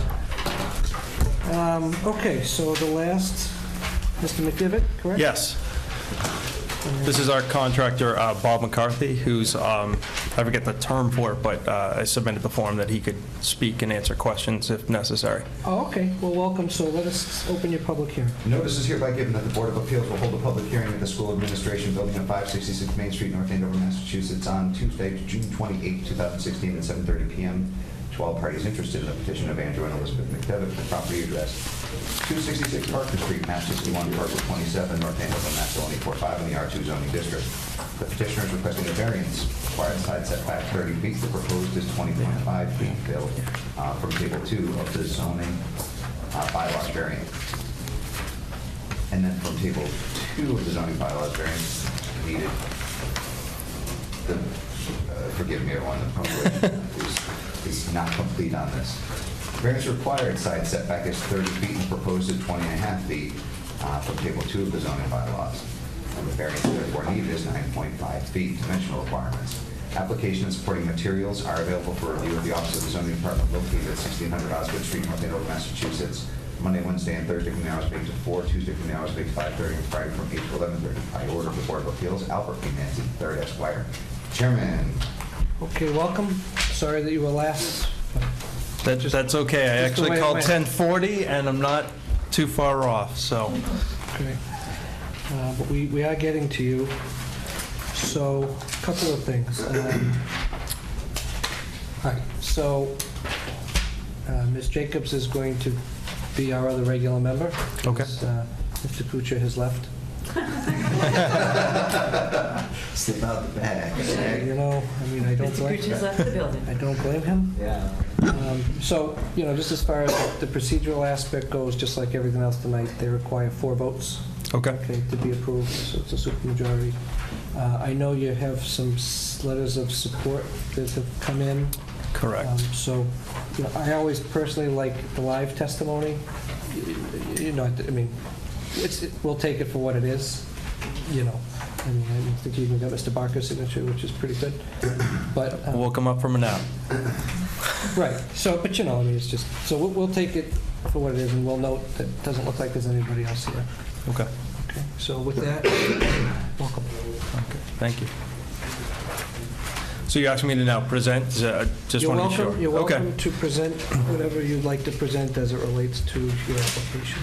Okay, so currently, our home is, we have basically a 1.5 car garage, and so we are looking to expand the existing garage to make it a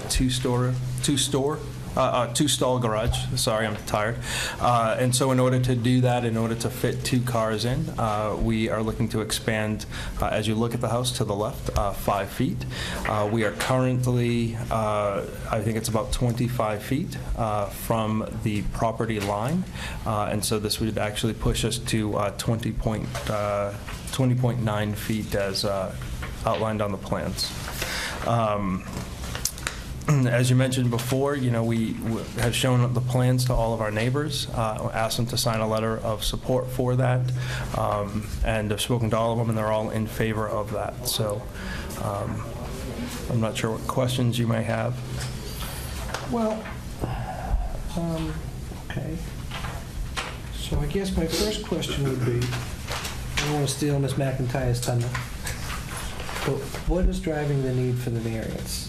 For example, what is the soil shape and topography aspect of the lot that is requiring the need for the waiver of the setback? So the way that the garage is and the house is situated on the lot, the garage is actually just positioned to the side of the house, and so there's no other place really without paving over more grass across and going across our entire front lawn in order to put an extra garage stall in. So it's really kind of the shape, I guess, if that's, does that answer that question? Okay.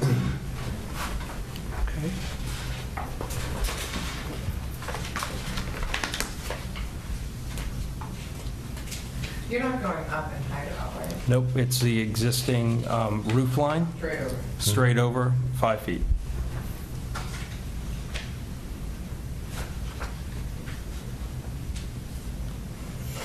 And so if you notice on the plans, I tried to, Merrill was fantastic in helping me with this, but I outlined in red where the addition would be, and then there's like a yellow line or something where the existing building ends today.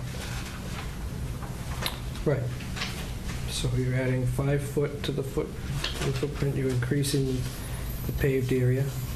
Not increasing anything in the pavement. The pavement will stay exactly as it is today. Oh, that's existing? That's existing today. I see. Okay, I stand corrected. We're actually taking up pavement because going around the side of the garage to get to the back of the house, there's a paved walkway, and that's actually already torn up. Was labeled as an addition on the rear of the house? Is that recently built or something? We're in the process of building that right now, and there's no variance required for any of that. As we kind of started to do this, we kind of got partway in and then realized that, you know, if we were going to expand the garage, we had to come to the zoning board, so we... Two-stepped it. Yeah, Bob started Got the the approval process. for the back and then started on the garage. Yeah. this happens to me all the time, I suspect it was in your presentation, but it's currently non-conforming to the tune of about 5 feet. Correct. The non-conformance is just being extended another 5. Correct. Correct. The house was built, it was one of the first houses built on Barker Street in the mid-1950s, and then about 10 or 11 years ago, they put a second story on it, but they left the existing footprint the same. So did the site plan doesn't really show what your abutters properties are like, just has a locus. What's to the left of where the proposal is? So if I'm looking at my house to the left, there's, how do you describe it, a berm of woods, and then our neighbor's home. It's like a buffer. Yeah. Absolutely, yeah. Actually, when we had it surveyed, I was surprised. I always thought we kind of went in the middle of the woods, but the property line is closer to my side of the wood edge. And at this point, I don't even think you can see through the woods to see their house. Does your property, is it flat? Does it slope? I mean, what? It slopes to the front street. It slopes. There's in the packet, there's a picture of the house, which I think that's it. I don't know what document it is, but you can see kind of The town. the town, what'd you call it? I'm sorry. It's the record, it's the property record. Oh, the property card? Yep, you can actually see it kind of slopes up.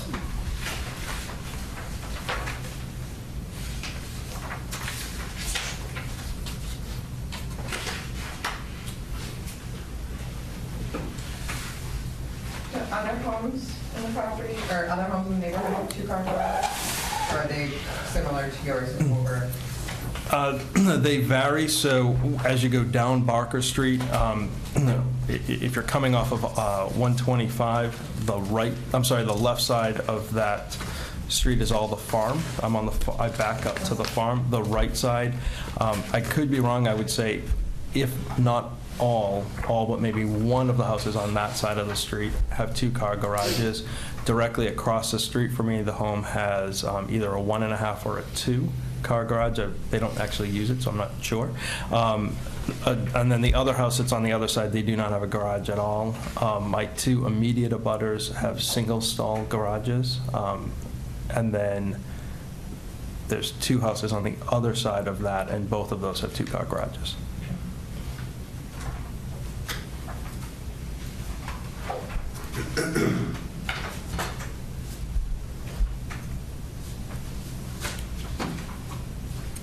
You have to forgive me, I didn't get the benefit of taking a ride by. Okay. Just too many applications. That's okay. So forgive me if this is repeating, but I'm about 45 seconds behind in the hearing. If you're 266 and the abutter that Al was exploring facing your house, to the left of your house, where there's that berm trees, if I'm not mistaken, that's 254 Barker, Eric and Brooke Guthrie. And that is the Guthrie, yeah, 254. And they're supporting this. They're supporting it, absolutely.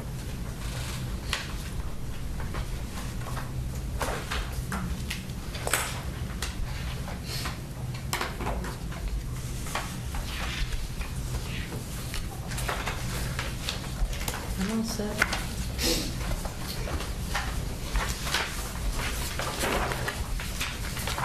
You all set, Ellen? I'll second that, Ellen. I'm all set. You all set? Second, the all sets. So is there anything else? All right, so is there anybody here that wants to be heard? It's like a school committee meeting. I'll let the record reflect none. We'll note the letters of support that have come in for your proposal. What else is there? Okay, so I didn't get a chance to verify.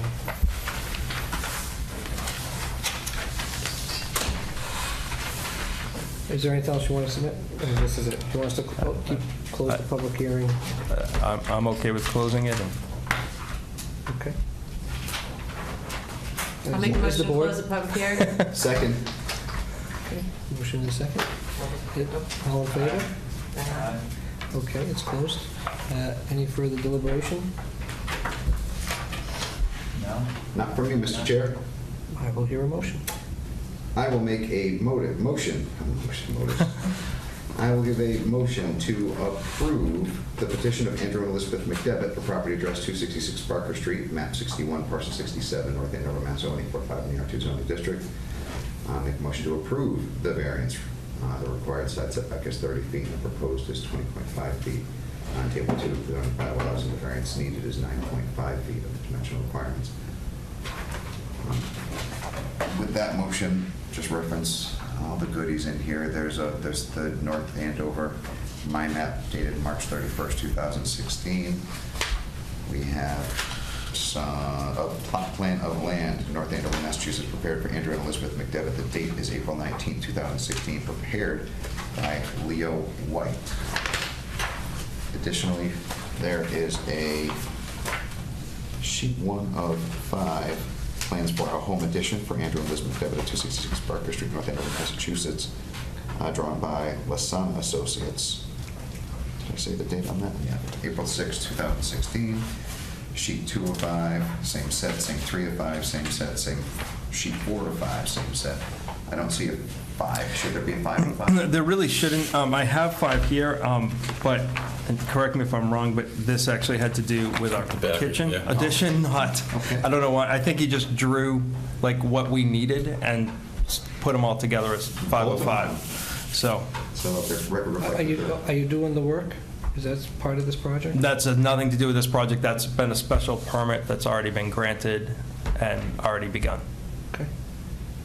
So that's the end of the plans, but I think I also heard Mr. Chair suggest that we should reference the letter in support signed by a 1, 2, 3, 4, 5, 6, 7, 8, 9 abutters, most notably Eric and Brooke Guthrie at 254 Barker Street, the abutters most impacted by this.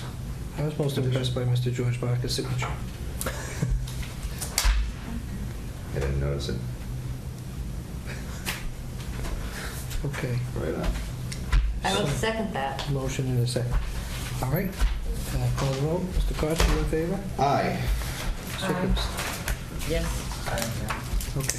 So I'm voting no, just because I don't think it really meets the test for variance hardship, but I'm declaring it approved. Okay. 4-1.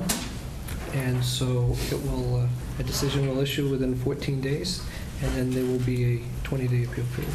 So can I ask a point of clarification? So when you say a letter of approval in 14 days, does that mean? A decision will issue within 14 days. We have 14 days to issue a decision, have it recorded at the town clerk's office. And Okay. then from that point, there is a 20-day appeal period. Okay. So I don't think that the building department will issue a building permit. That's fine. Prior to the 20 days. Okay. So it's really about 34 days, right? Or is it 20, does the 20 start after? Well, 20 starts the day that the it starts the day it gets filed. decision is filed. That you file it? Okay. If Mr. Chairman doesn't get it filed until the 14th day, that's when the clock starts ticking. For the Mr. 20. Chairman gets it in on the second day, then that's when the clock starts ticking. Okay. It's just a function of getting them all done. Okay. But Thank you. it's approved. Okay. Perfect. Thank you very much. Okay, you're welcome. I'm sorry you had to be last. That's okay. Somebody had to be, so. I apologize. At least it was quick. It was quick, yes. Thank you. And I would just like to say, I mean, Meryl was ridiculously awesome through the whole process. She's wonderful. She's wonderful. We are lucky. Thanks for letting us use your room, too.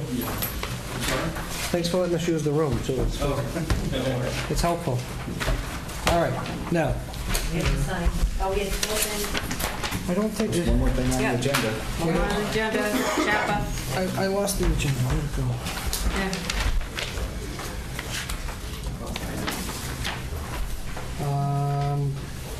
There's a letter from Chapa. Okay, where is the letter? Okay, we have a letter from Chapa. The owner's intent to sell an affordable unit. Okay, so we just, I still think that just because they come to us, I still want to just make sure they get sent over to the Board of Selectmen. Sent to the Board of Selectmen? Okay, then our records will reflect that, and that takes care of that. Is this, what's this, Goodman Shapiro in the body? That's the second one. Okay. Someone's late on their condo fees. With an affordable unit. What does this have to do with us? So send this to the Selectmen too, I guess. They get a copy of it as well? I don't know. Do I care? Okay, noted. Thank you, sir. My pleasure. So I will hear a motion to... I'll make a motion to adjourn, Mr. Chair. Thank you, sir. Is there a second? A second, yeah. All in favor? Aye. We stand adjourned.